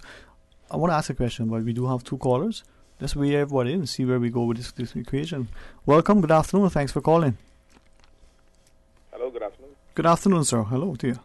Hi, good afternoon, Sterling, and to Katrina and Shirley and I think Linda. Uh-huh. Yeah, thank you. Certainly, Mr. Paul, Captain Paul, I should say, it's refreshing to hear you on the radio, and I'm glad that those ladies invited you. I was listening to a caller a few calls back, and I just wanted to say something on in regards to for individuals who feel that signing the petition is something against the port. I think it's important that we understand that it's our collective responsibility as registered voters to not only play a part in democracy, but ensure that whatever it is that we're going to do from a capital standpoint, that it's beneficial to not only our people but to our environment, and that for individuals who choose not to sign the petition simply because they view it as some anti-campaign towards something the government is doing, it's really unfortunate, because if we build that port and it doesn't work, Captain Paul alluded to a lot of great points in terms of, we may build it, but if a nor'wester come or bad weather come, we can't use it. There's a lot of other implications and issues surrounding why doing that type of port in Georgetown Harbor isn't the most desirable thing to do. However, I think it's important that we emphasize that every registered voter in this country, it's their collective responsibility to ensure that whatever we embark on from a people standpoint or from a government standpoint, and the government represents the people, so it's one and the same, we can't move that port if we get it wrong. And for those people who are under the impression that the petition is against, the petition is for everybody in Cayman to have an opportunity to see the particulars of the port and what all of the issues are, and whether or not we should be building the port in Georgetown Harbor. And then they will have an opportunity to participate in that democratic process. I find it very funny, because Katrina and Shirley and Linda can tell you that we have encountered people who don't want to sign it for their own personal reasons and for reasons that we just can't figure out. But at the end of the day, if we believe that that we could pick up this port and pack it up and put it on the government compound and say, well, we don't need to use it anymore, they make a sad mistake. It'll be there forever. We'll have to deal with the impacts of that port forever until the day every soul in this island is no longer. So for anybody to have the idea or to go out there and say that they're not signing the petition because they feel that the petition is anti-port, I think that it's a very naive statement, and I think that they need to at least listen to some of the information that we have, bring themselves up to speed, and understand that this petition is for them just as much as it is for everybody else that is participating who is a registered voter. I'm just sad that it is limited to registered voters, and I'll tell you why. Because whether you're a registered voter in Cayman or not, you have a lot of Caymanians who are not registered who still have to pay taxes in this country that pays for these type of projects. So I think that when it comes to referendums, the petition should be available for people who are Caymanians, who can prove that they're Caymanians, and they should be able to participate in petitions like this, because whether you're registered or not, this port will affect them just the same. But anyway, ladies, I won't cut into any more time. Captain Paul, is really refreshing to hear you and some of your stories, and they come across very clear because you're speaking in layman terms, and the average person can understand you. And I can assure you that stories like that and advice that we get from people like yourself, we should take into strong consideration, because at the end of the day, we are all products of our environment. So if we continue to destroy it, then we will become a destroyed set of people who don't understand what it is we have, and we've lost our way. So that's my contribution. And you ladies are doing a fantastic job. Keep up the good work. Thank you, sir. Thank you. I just want to make one more statement. Yes, sir. I'm not accusing anybody of anything, but I'm just saying what goes on in the world, and this is not in case. It's a big places, big companies. A store about a cruise ship, and if I don't have the time to tell you all what I know how these things happen, and they can build it. They can build it, but can they use it? That is the thing. That is the thing. Can you use it? And not only build it, but I mightn't live to see it, but it will get damaged. It's not. And as I said again, I don't know how many captains are willing to use it, because he could lose his license, have his license endorsed for run into a dock or something like that, and it's to my stupid thing, and it is. Yes, sir. Well, when we come back now from the break, let's talk more about that. Let's ask her about the design process. We do have a couple of callers equally joining us. Respectfully, we'll join you right after the break. Why my wife always asking if I'm in a rush when she's the one always making us late? Might as well say, yeah, I'm in a rush, and go buy the new Toyota Rush you've been talking about, because they on sale this month. Dull, teacher. The super special spring SUV sale at Vant Motors. Save up to $4,400 with SUVs starting at only $23,500, like the 7-seater Toyota Rush. Save money, get cash back, or use the discount to upgrade features on the SUV of your choice, including the Toyota RAV4, the Fortuner, the Rush, or the Ford EcoSport. It's our super special spring SUV sale. Only at Vant Motors, Walkers Road. At Powerhouse Gym, where you feel like home in a multicultural energy environment for all. They are dedicated to helping you achieve your fitness goals. Whether you have decided to get in shape, train for a specific sport, boost your energy levels, or even look your best for a special day. With a variety of sports options, group fitness classes, CrossFit outdoor gym, they provide personal trainers and equipment. Powerhouse Gym, King Sports Center, offers a complete health and recreational environment for the only sports and recreational facility of its kind in the Cayman Islands. For more information, call 946-5464. Email kings@candw.ky or visit www.kingsportscenter.com. Powerhouse Gym, King Sports Center. Serious results, period.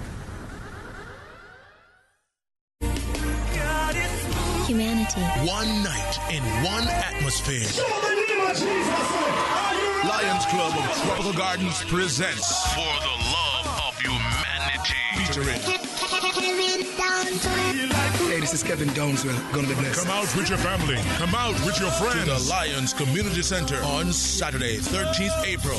Showtime, 7 p.m. For the love of humanity. Also featuring Omar Walter, Opal Stewart, Sylvia Williams Quartet, Red Big Gospel Band, Shanda Gallego. Admission, $25 prepaid, $30 at the gate. VIP, $50. For the love of humanity. The concert featuring Kevin Downswell, Lions Center, Saturday, 13th April. I feel like running, skipping,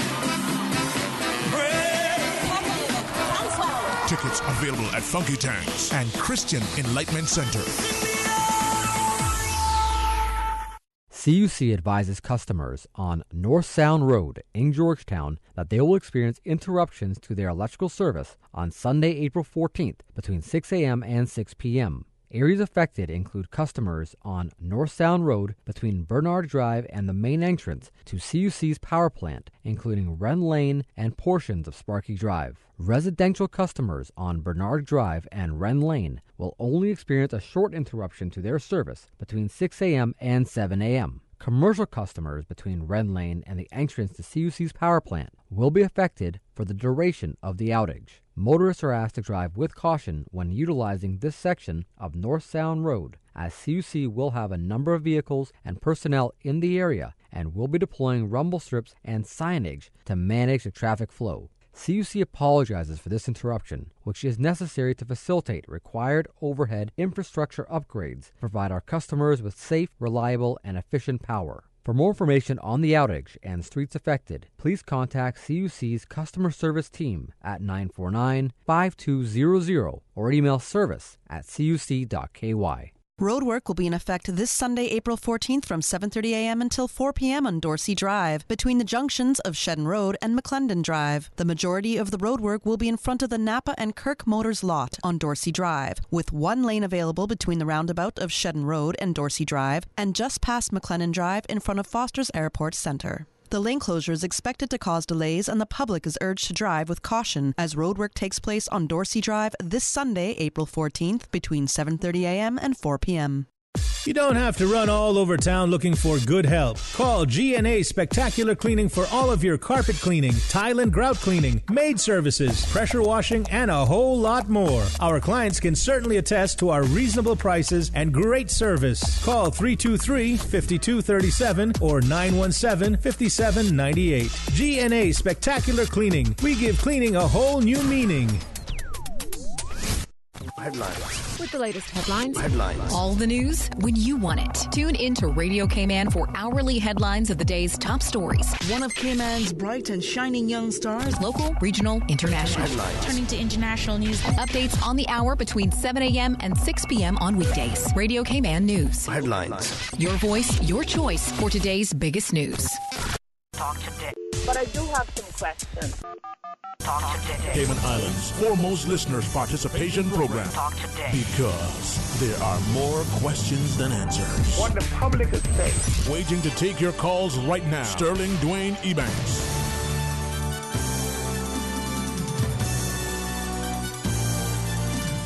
Hey, good afternoon. Welcome back to Talk Today. Thanks for joining us. Thanks for sharing your thoughts to our callers in the studio. Captain Paul Hurlston, Dr. Katrina John, Ms. Shirley Rolston, and Ms. Linda Clark are our guests. Oh, I know, Ms. John, you have some other things to share. And unlike the rest of us, you have to get back to work. We do have some callers, but some thoughts from you. Thank you. I just want to again share with everybody the great news that we are at over 82% of our way to meeting the 25% target required for the People's Initiated Referendum. I just want to thank everybody, the over 4,000 people who have so far taken the time to sign the petition. We will be collecting signatures for another few weeks to reach the required target. So we just want to encourage everybody, if you have not yet made the time to sign the petition, please do so over the next few weeks. We will be going door to door. We're going to be going door to door in West Bay this Sunday, and the next Sunday we'll be at Hurley's on Saturday morning. The petition is available all the time at the in West Bay at the Four Winds gas station, at the four-way stop, also at the Hell gas station, in town at Pure Art, and also at Sunset House. It is available at the Savannah Rubis, and also Foster's at the Strand, and also Silhouette in Cayman Bay. So just encourage you to go out, have your say. Let's be a part of this process together. You know, we want to build our future, a really bright future for the Cayman Islands together. This referendum gives us that opportunity. Whether you support the port, whether you are concerned about the cost, environmental concerns, even if you think that it is a great plan, let's all just join together and, you know, ensure that we have all of the facts before we move forward, so that this is an informed decision that we are making as a country. It will have major impacts on us in the future, and it's just, you know, an opportunity for us to come together and be a part of building our future together. So I just want to encourage everybody to, you know, to sign the petition. And again, it's a Class 2 petition, so civil servants can sign the petition with only very few exceptions to that. And I just want to thank the hundreds of civil servants who have, you know, despite some concerns, that they have still signed. And just to reassure those civil servants out there that you can sign the petition. If you are uncomfortable or unsure, please reach out to Mr. Franz Manderson, the Deputy Governor. I'm sure he himself will be very happy to you know, consider the position that you are in and confirm whether or not you are able to sign the petition. But again, all civil servants, with the exception of those who are chief officers or deputy chief officers, and people that are not in the Ministry of Tourism, pretty much everybody else can sign. So I just encourage everybody to come out and, you know, let's be a part of this very important process together. Okay. With that, we do have another caller or two. Thank you for joining us. Good afternoon. Hello, good afternoon. Hello. Yes, good afternoon. Back on, you're still in? Yeah, man. Welcome back. You're Ramon right here. Listen. Mm-hmm. Listen to me. Don't going to stand up. You don't care my lens now. You ever tell you? Nothing like it's just we in a mechanized world, evolving. And nobody, no young boy come tell me calling. I call him if you like it. Nobody dig it to me now. You ever tell you? But I know, starting to get the point now. Mm-hmm. The whole reciprocate of it, right? It's strategic. Rendition, the first off. You ever tell you? Listen. Uh-huh. Nothing but no political views, you know, in reality. You read a cargo. Cargo, that's the main brush. You come right here, strand. You pay your toenails. You pay your fingernails. The cargo. Hello. That's essential. Right? It's telling. Mm-hmm. It's all about compromisement. Critical. You know? Compromisement. You compromise. Right. So, I hear you, man. Anything else you want to share with us? Hold on. Uh-huh. I never understand now. I overstand. I overstand. But you can never find that. Look it up. Yep. That population, you never find her. Yep. I understand. No, you listen, man. I hope you don't make people tell you otherwise, because you are very much informed and willing to share, and I really appreciate it. So, that's your perspective, but nothing else you want to share? All right. Thanks very much. We have another call, Ms. Susan? I think so. Good afternoon. Welcome. Hi, good afternoon, Sterling. Good afternoon to Shirley, Katrina, and to Captain Paul. This is Johan Moxon. Hey, Johan, how are you? Today. Good, sir. Great, guys. I just want to say, Sterling, thank you so much for providing a platform on Radio Cayman for CPR and informed veterans, captains like Captain Paul, because it appears that isn't accessible in the morning talk shows, but at least you're brave enough to provide a platform for the other side of the story to be told. So I just want to personally thank you for that. It would be great if all sides are given the same opportunities, whether it be the morning show or your midday show. But again, there's a reason why I think they call it Radio Moscow. So no, I think that's only you to call that, and you, wouldn't you? No, well, listen, there's a lot of things that people say, but I'm brave enough to say it out loud. Yeah. So But I hear you. Respectfully, though, I mean, I believe for Talk Today, we have been as impartial, objective, and as inclusive as we can. I don't know, have we achieved that, if that was our objective? Well, we'll find out when you got fired how objective you were. Say again, when what? Objective or not. I didn't hear that last part. We will find out when. No, we'll get confirmation of you of whether you were too objective when you get fired. But Okay. you know. Yeah, well, I don't do well with washing cars, but I can drive and deliver. So if I get fired and you need somebody to help you, let me know. All right, we got news coming, so I know you can make your points, and we want to make sure we hear them. Well, you want me to wait for the news? Yeah, that would be good, because that would be perfect. I'll do that. All right. Well, let's do that, and that is Johan Moxham. So when we come back, stay tuned for Talk Today.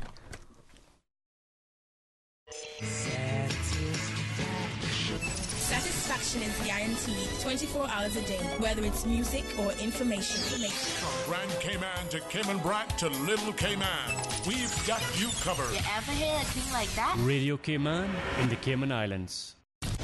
Radio Cayman. Headline. Radio Cayman's newsroom. Headline. These are the biggest stories right now.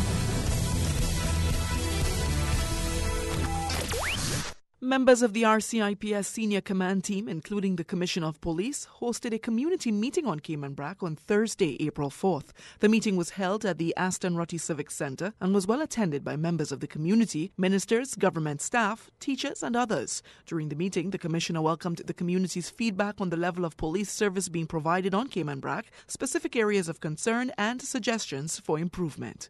Good afternoon, I'm Dion Anglin with your headlines in News Elsewhere. Georgetown University students in Washington, D.C. have voted in favor of a reparations fund to repay descendants of slaves sold by the school in 1838. A reconciliation contribution fee of $27.20 each semester would benefit descendants of the 272 slaves. A Dutch fertility doctor accused of using his own sperm to inseminate patients without their consent has been confirmed as the father of 49 children. DNA tests revealed that Jan Karbat, who died 2 years ago, impregnated their mothers at his clinic near Rotterdam. And scientists are working on a technique to track plastic debris in the ocean from space. It's extremely challenging, especially since the individual pieces of litter are smaller than the minimum-sized objects that satellites can resolve. But the approach works by looking for plastic's reflected light signature in the water. That's a wrap of your headlines. I'm Dion Anglin. Radio Cayman, the voice of the Cayman Islands. What's happening in your community? News and information, music and more. You can find us. www.radiocayman.gov.ky. Like us on Facebook and follow us on Twitter. Radio Cayman is your choice, your voice for today's biggest news. Radio Cayman.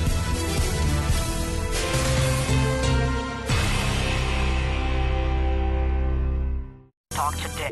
But I do have some questions. Talk today. Cayman Islands' foremost listeners participation program. Talk today. Because there are more questions than answers. What the public is saying. Waiting to take your calls right now. Sterling Dwayne Ebanks.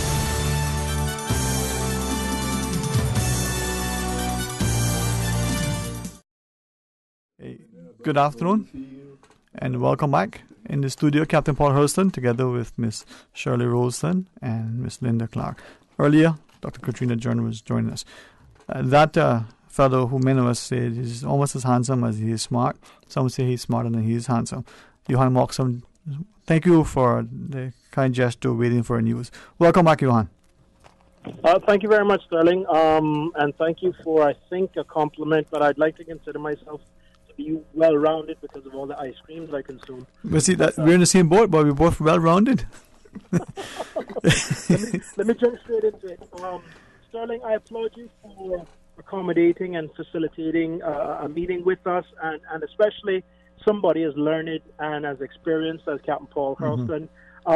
What Captain Paul has been saying, I've heard many veteran sea captains and gentlemen that have gone to sea who really understand what it takes to position ships, dock ships, and so on and so forth, express similar concerns. So this isn't the first time that I'm hearing it. Hopefully it's not the first time members of the Cayman public are hearing experienced sea captains and people that have lived and understand all that goes with that sort of life, exactly how much of a concern or caution the country and the government should have before they sign any contracts or descend, because ultimately 19 elected officials don't have the sort of expertise and the practical knowledge of what they're about to embark upon. But what's worse, the persons elected in the government who are for this project would have the public believe that we will never pay anything for it. We'll never use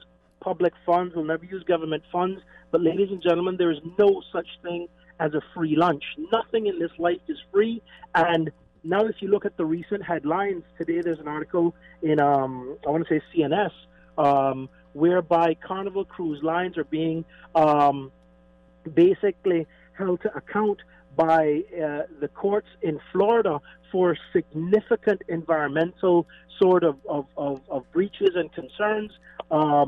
The question that we have to ask as a country, we know that China Harbor is one of the three one of the three finalists to do the job. So we're talking about the same China Harbor engineering company that was bad and that the PPM campaigned and fought against in 2012, 2013 when McKeever Bush was leading the government. But that same China Harbor is now a finalist in the top three to provide the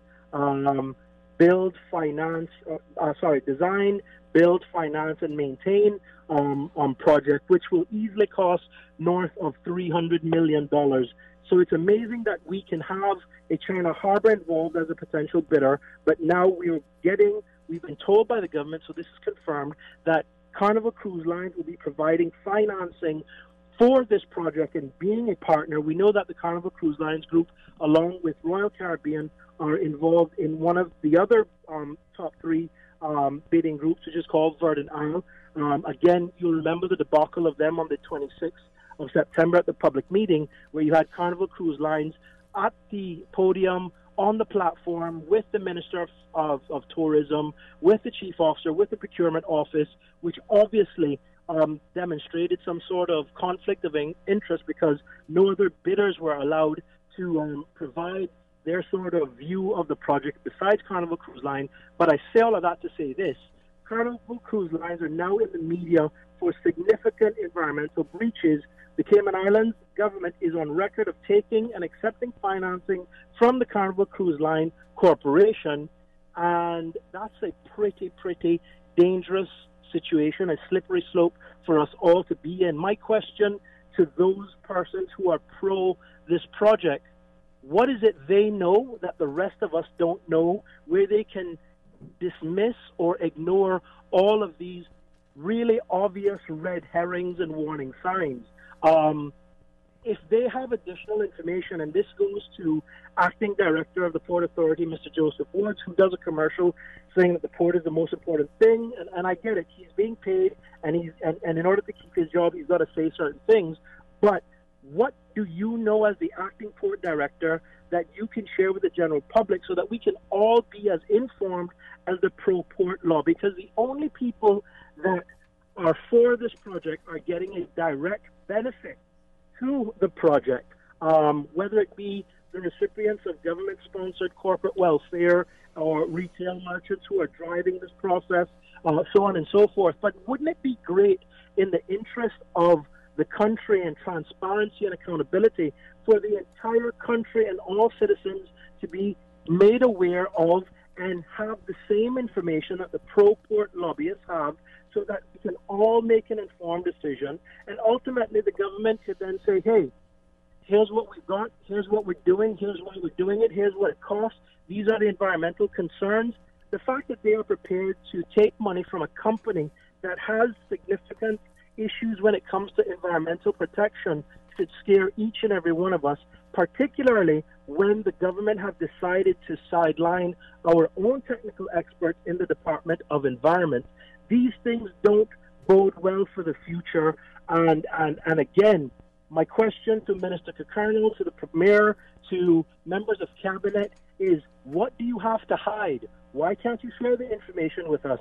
Secondly, if you're trying to reach a number of 2 million, 3 million passengers per year, where is the infrastructure, and who is going to pay for the infrastructure, and how much does the infrastructure cost in order to understand how the Cayman Islands will facilitate an additional 3 million cruise passengers per year. Nobody wants to answer these questions. Everybody wants to say that this project is the panacea, but Cayman does not have a money trees growing in its backyards, and ultimately you have to pay the piper. So I always attack it from a financial perspective, but the environmental concerns are legitimate, and it would appear that the government are prepared to ignore that and dismiss people as just rabid environmentalists. But tourists come to the islands because of the crystal clear waters, the marine ecology. That is a significant selling point from a tourism perspective as to why people choose to come to Cayman. So it's almost as if the government is cutting off its nose to spite its face. And I just don't understand how we are all comfortable to do so. And the last point that I will make is, sir, I understand the importance of cargo. I get it. I really do. But the government haven't made a compelling case for how they're going to deal with cargo, because you have adverts from the town manager, Mr. Lumsden, telling us that the vision for Georgetown is cafes and sidewalks and to revitalize the thing. And that sounds great and good, but how exciting and how safe and how comfortable and how serene will it be to sit at a cafe or at a table on the side of the road when you got the big trucks working in the evenings, basically working from the port to deliver the goods?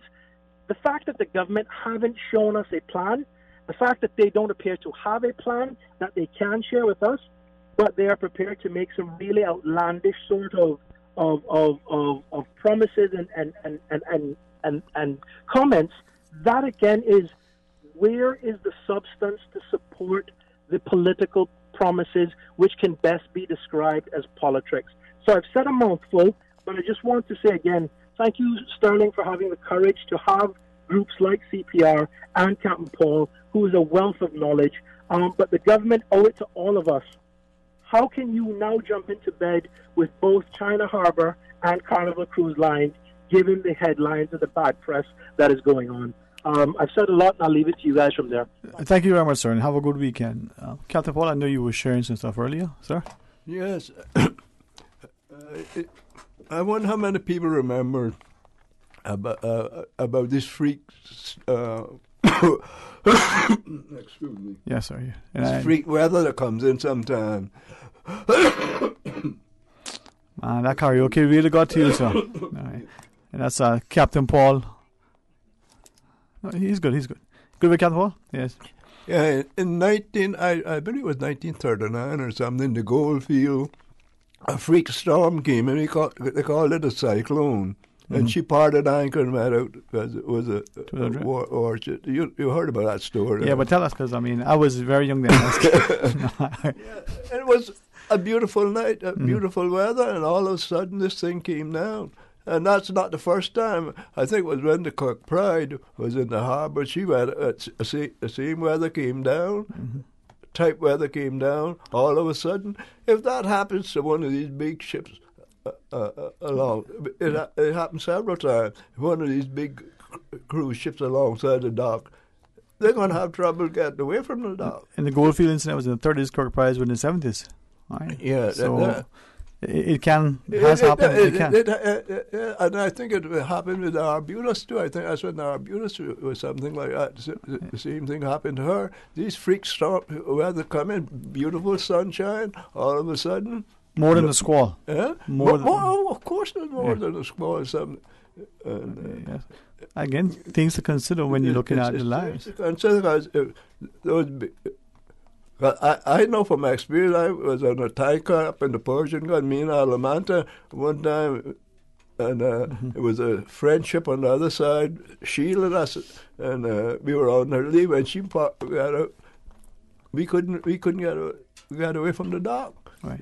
It's a thing that, but when you don't have the experience and you're too big to ask the right people anything, because whoever pays the piper calls the tune.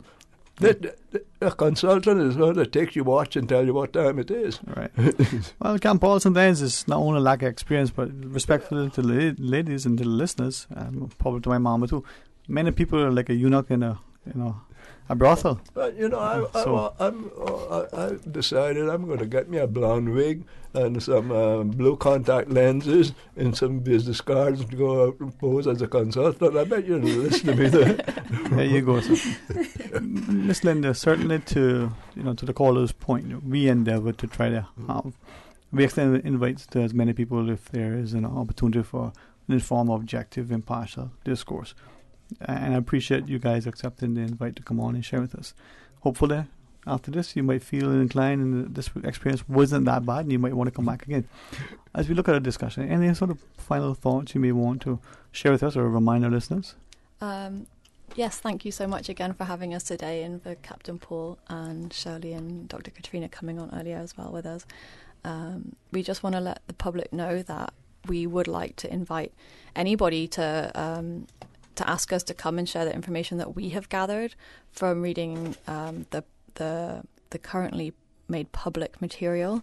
We're happy to come and basically a free consultation of what we know, and we want to help other people understand our questions and where we're coming from. So like we're on the show today, and I'm hoping that we can go and speak with the Seafarers Association at their meeting next week as well. And if there's other groups together that collectively we can help understand, we want to listen to their concerns and then also give them some understanding of what we've done, because I've read most of the reports that have been made public. I've read all of the ones made public.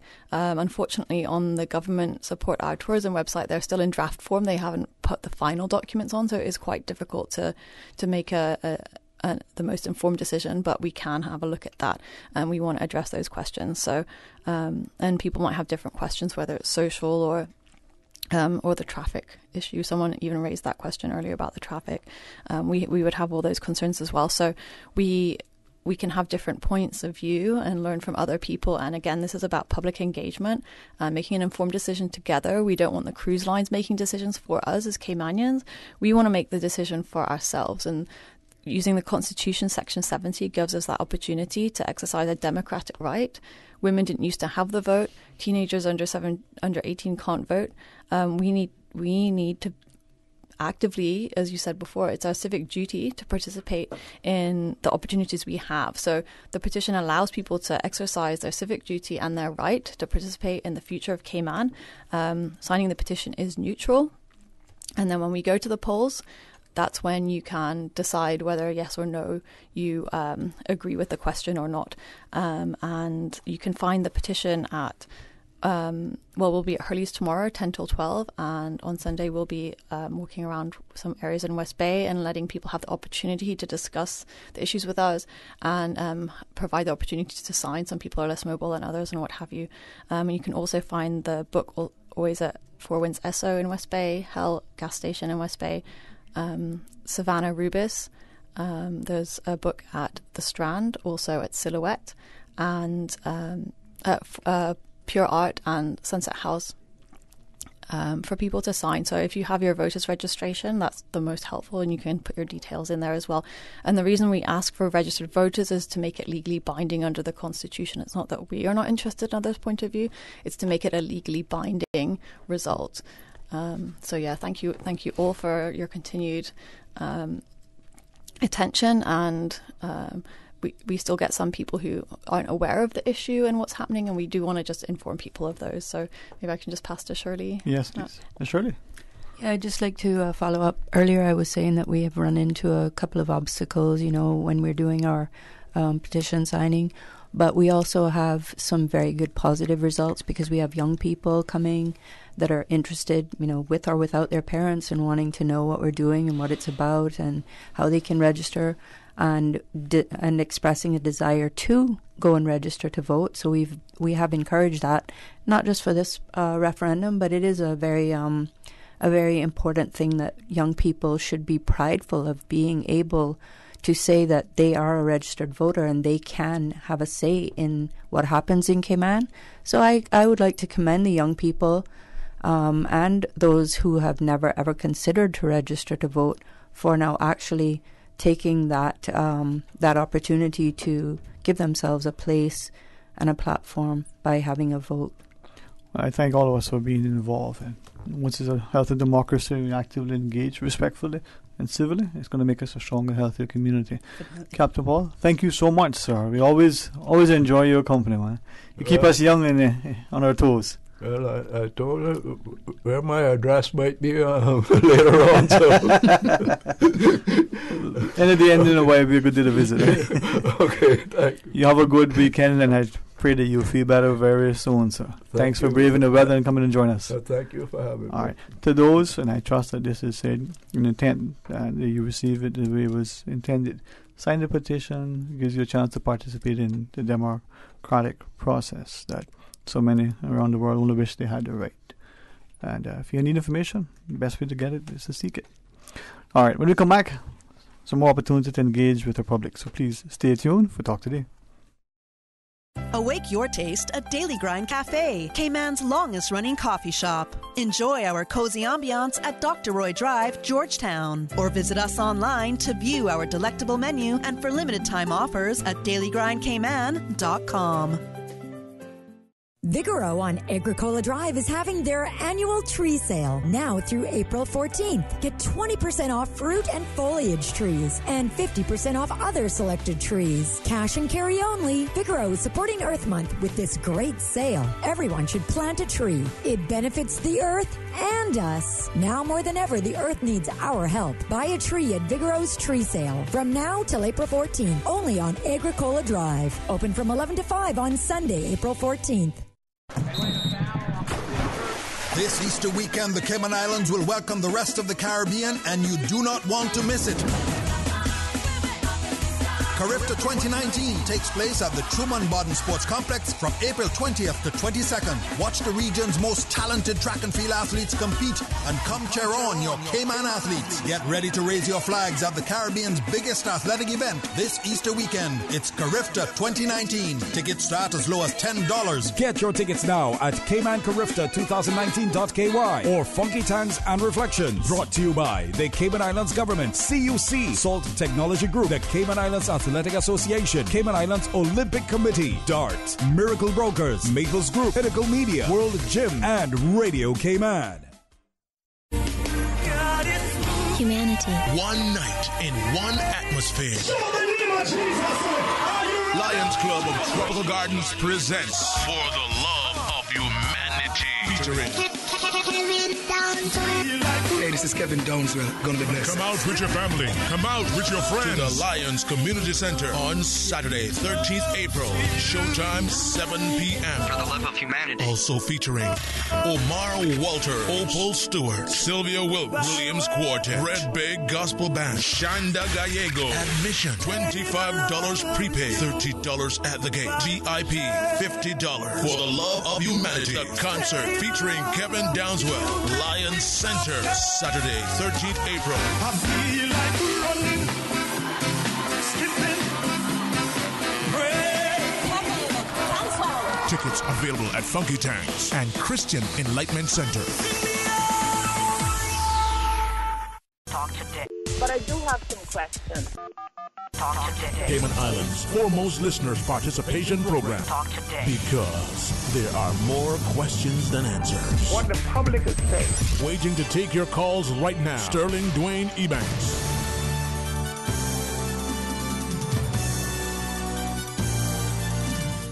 Hey, good afternoon. Welcome back. Thanks so much for joining us. And in the studio for a few moments, we get a chance again to remind the public that this is a very healthy, active, engaged democracy, and hopefully still showing the semblance of its ethos.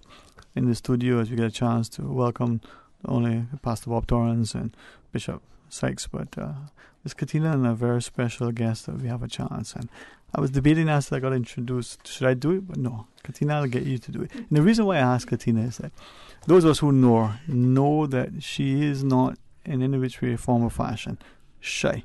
And as vocal as she is very, very astute and sort of cognizant of the presence between. So it's always a pleasure. You encourage us as we see that you are being encouraged. Good afternoon to you again, Katina.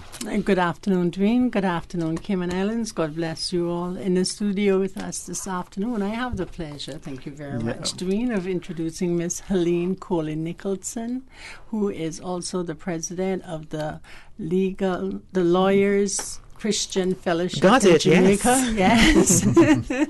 and she's also going to be our esteemed guest speaker at the rally tomorrow afternoon, which is 4 until 6 p.m.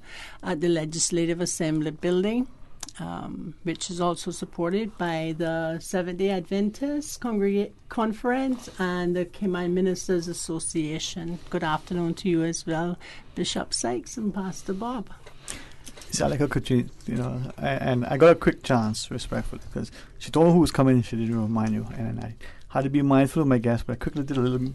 I don't believe Google is synonymous with research. But I had to do a little quick thing, and then when I saw when she was putting on this idea that we see lawyers in Christianity now are familiar with one or two organizations similarly in the U.S., mainly with mediation attorneys, but the notion that in a society, in the Western world primarily, if my history is correct, laws reflect the ethos of the society, which had a strong Christian emphasis in the earlier days.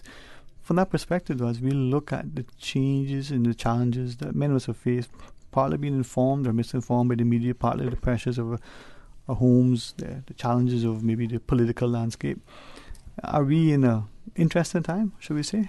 We're in very, very interesting times. Mm-hmm. Some persons like the use of the word fluid. I don't. Some persons do, and they use the word fluid in terms of their quote unquote sexual orientation and just about anything that they want to be free to do, usually without consequences. And so, yes, we are in interesting times. But what underpins what law really ought to be? And this is the jurisprudence, over time. We go back to the common law, and I know that the common law is part of your whole jurisprudence here in Cayman. It has been first it was what was good for the crowd. But as society has evolved, it was really what was good for the people. Mm-hmm. And then it became what was good for human flourishing. And of course, families are the fulcrum around which you build the society. And so when we look at what changes that people would like to see these days, one wonders, what informs it? Mm-hmm. Bishop Sykes, over the years, whether as a guest, certainly enjoyed the things you've penned in our print media primarily, but even from the sermons, we've seen an increasing sense of not just the obligation to advocate and to share the knowledge, but you've taken a perspective that I think has been very encouraging, I think, for many of us. Those, though, would say that perhaps we don't necessarily in this era preach as we should. You will perhaps have maybe dispel that. Your perspective, Bishop Sykes. I think the what Mr. Colby Nicholson has just said is very important indeed for us. We have just witnessed a case where secularism was elevated over the spiritual background of law. I believe that is something that we should be talking about. The secular world is not to be separated from the spiritual world in actuality. Some people think that the American Constitution, for instance, proclaims that. It does not. It actually proclaims a freedom for those representing the spiritual truths to proclaim those truths, not being debarred from the secular world from doing that. So church and state are supposed to be in a kind of relationship. Mm-hmm. And I think this is something that in our current century we need to be proclaiming very strongly. I would like to say that the recent judgment that we have seen from the Chief Justice is one that elevates the idea of the secular over the sacred. When we do that, then we really have lost the basis of our society, and indeed the Constitution that shows forth the intentions of our society. And our Constitution, we believe, shows forth that very, very clearly, and it is by all means to be retained, and it is a very serious issue that we are being handed down any kind of judgment that proclaims such a division between the sacred and the secular that one must dominate and the other must disappear. In fact, I feel so strongly about it that it seems to me that the Judicial and Legal Services Commission, which is the constitutional commission that advises the governor on the appointment of judges, should take notice of that and should discuss it and let us know what they feel about things. This is something that is very important for the whole action of the judiciary in our modern society, not only in Cayman but in other places, certainly throughout the Caribbean, but in the whole of the West. We know, as has been said, that the whole system of law has a background that is very spiritual, that goes, we see it from the Old Testament indeed, and we see it through Alfred the Great, through the Magna Carta, and through all the great forebears of our civilization today. Are we going to throw all that out and say that we can only take note of secular considerations? Are we indeed to say that the whole human rights regime is to be based on secular consideration without any spiritual or Christian background? I say no, this cannot be, and we must not allow it to be. This is at the heart of what we are going through at the moment. Pastor Bob, we look sometimes, and with respect, I'll maybe ask her again, as we look at not only the Christian and spiritual ethos, but the law, but from the perspective of the ministry and the Ministers Association, we often, either in the media or just as pundits, repeating sometimes respectfully, but fully understanding this idea of separation of church and state. But yet, come Tuesday, like we've had so many times prior, like we've seen in our Legislative Assembly here, as we see in the UK Parliament and other independent nations Parliament, they open with prayer. We're going to have a National Day of Prayer on Tuesday as a national gathering.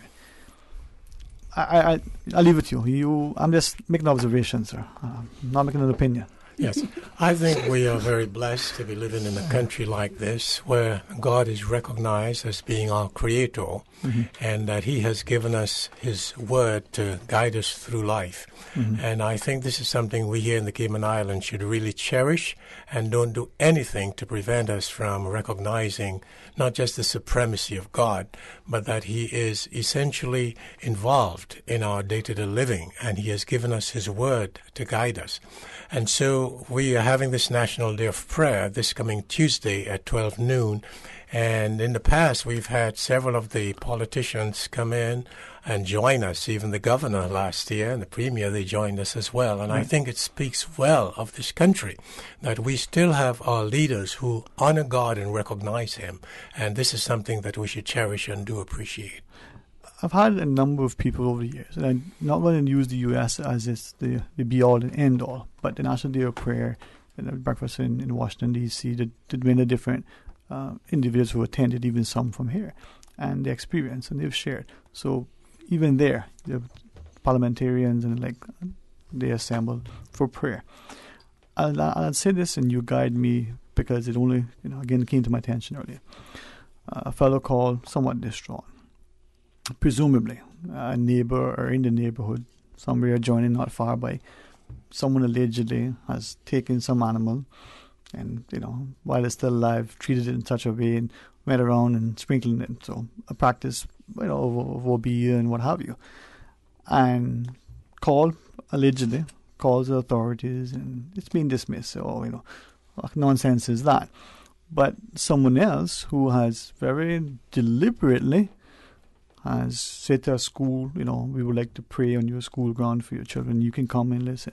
Has gone to the steps of the Legislative Assembly and said quiet prayer, over time. Presumably that person has been now sanctioned or questioned or the like.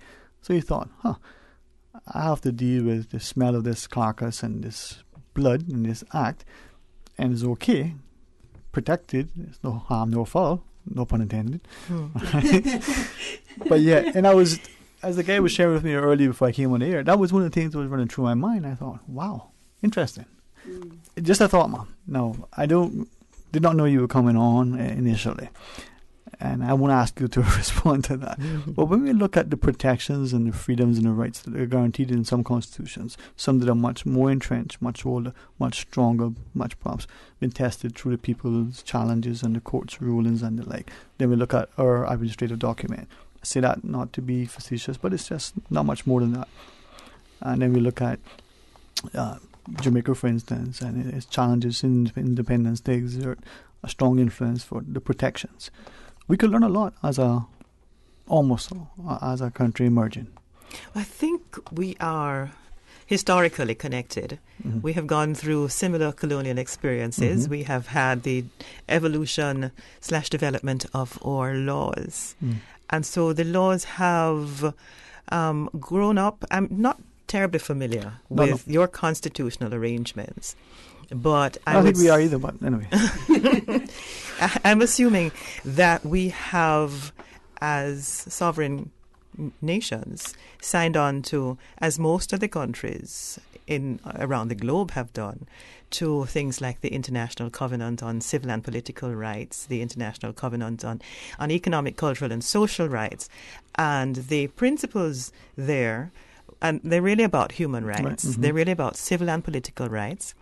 And the softer kinds of rights, which are economic, cultural, social rights, that they'd be reflected in our legislative arrangements, whether or not they're in the Constitution or in the ordinary statute that Parliament passes on a regular basis.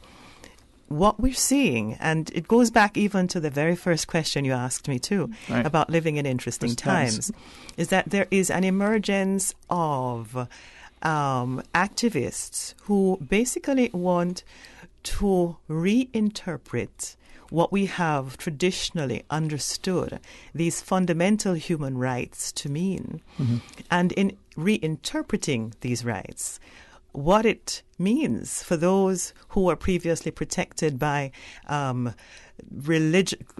of religion clauses, freedom of conscience clauses, freedom of association clauses, provisions that allowed you to work because you are entitled to a decent wage in order to protect the dignity of the human being. You find that those rights are increasingly being diminished, and it really is the religious community whose rights are being diminished in favor of another view of what the world should look like. And so for political reasons, these special rights are being promoted and elevated, while the fundamental human rights of the majority of the rest of the world, and I do mean that, the majority of the rest of the world, are being diminished, so that you no longer have the free exercise of religion and conscience and to be able to speak your mind. And if you do, there are consequences. Mm-hmm. And I think, too, as I look at it, and I said in reference to our Constitution, an administrative document, Cayman is not a sovereign nation. We're not independent.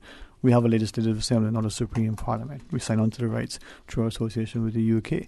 And as much as the people as we want to involve exercise a level of autonomy, some would say independence, but that's only in the vernacular. We need to be able to, I believe, exhibit what our laws reflect, the ethos of the society. And as that changes with time, perhaps the laws will reflect it. But possible from that perspective, though, as we assemble tomorrow evening, the churches and the wider community come together, we're told, in the scriptures, pray for those in the position of authority.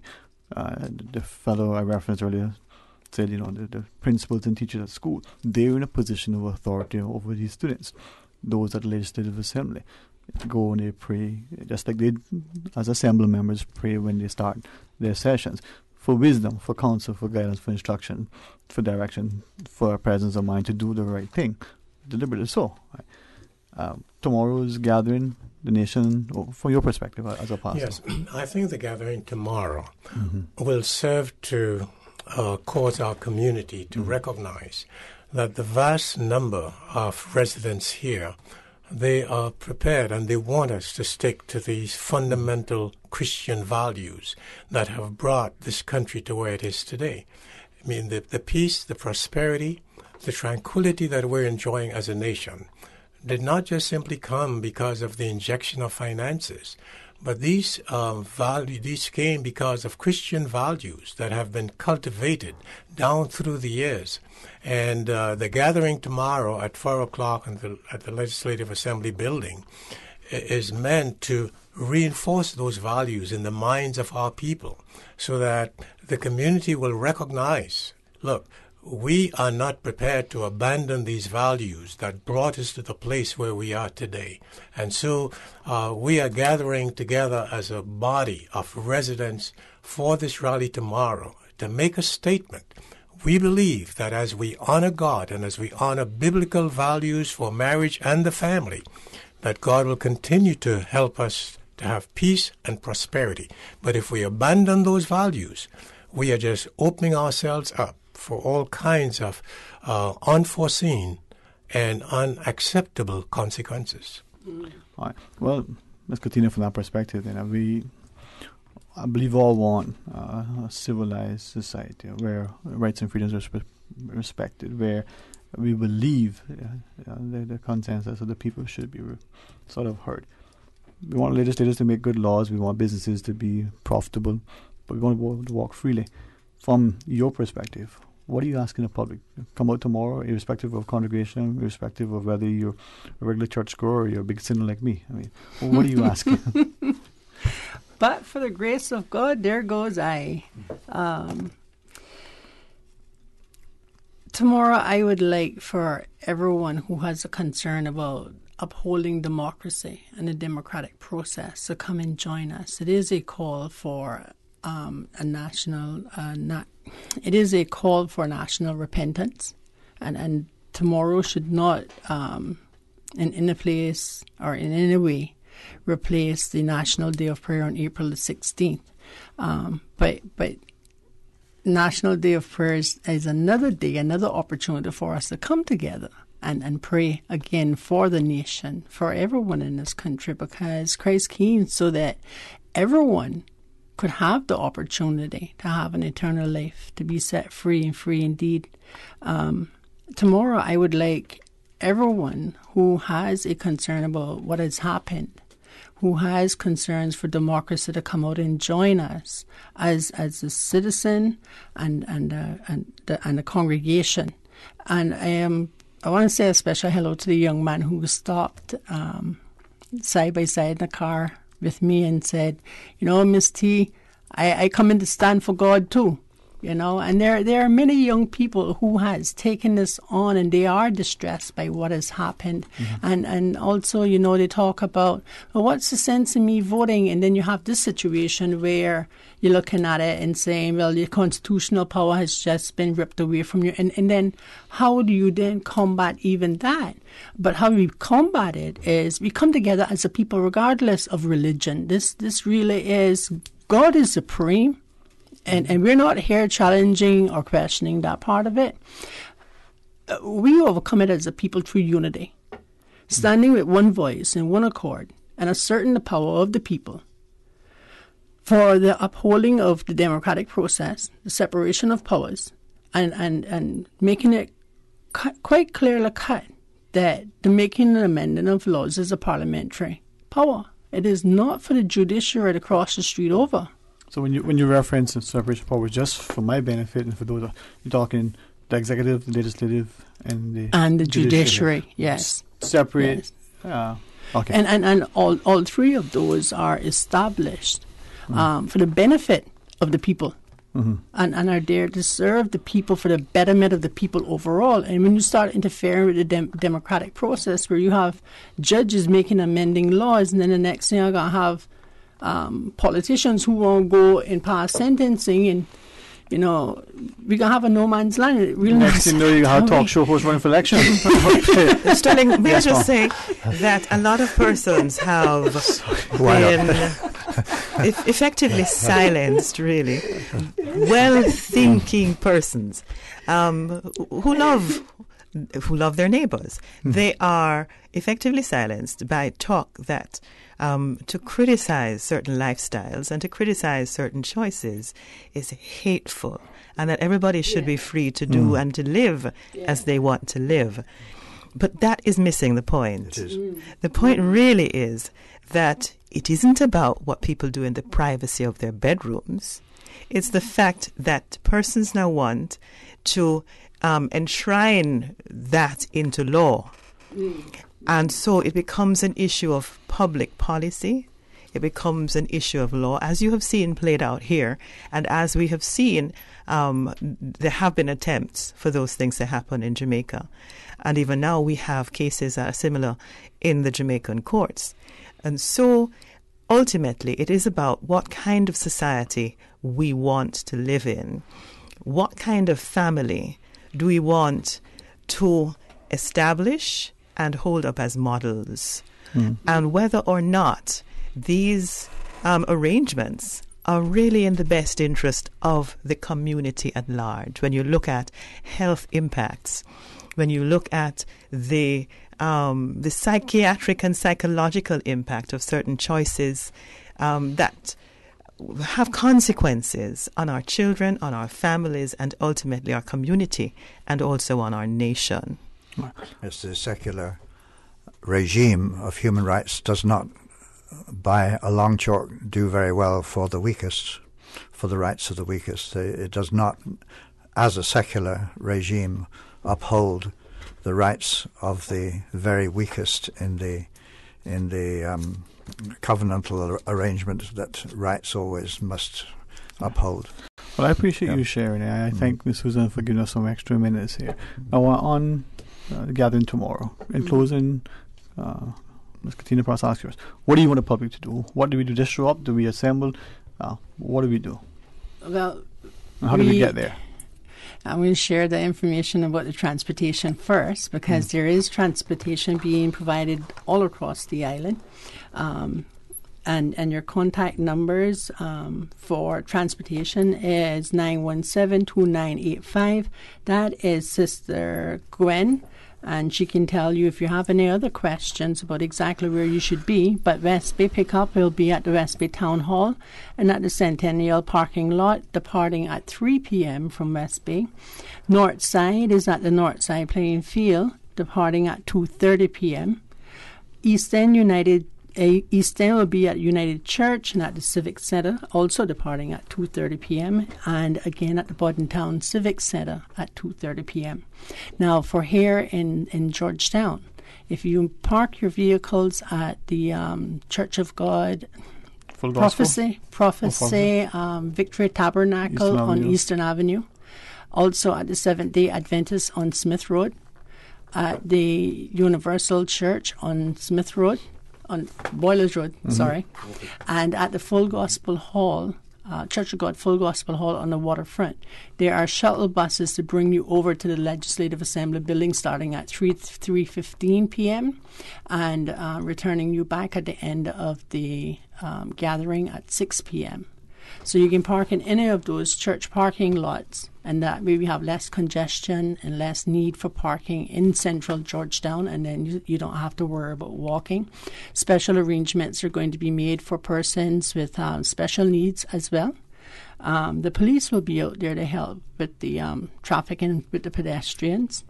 And also, please wear a white shirt, whether it's a white T-shirt, white long sleeve shirt, white finest linen shirt. I don't have any white shirts.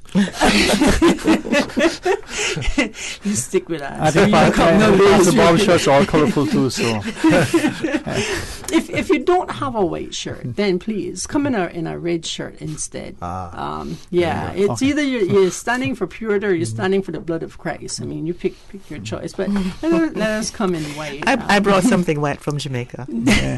Most honourable.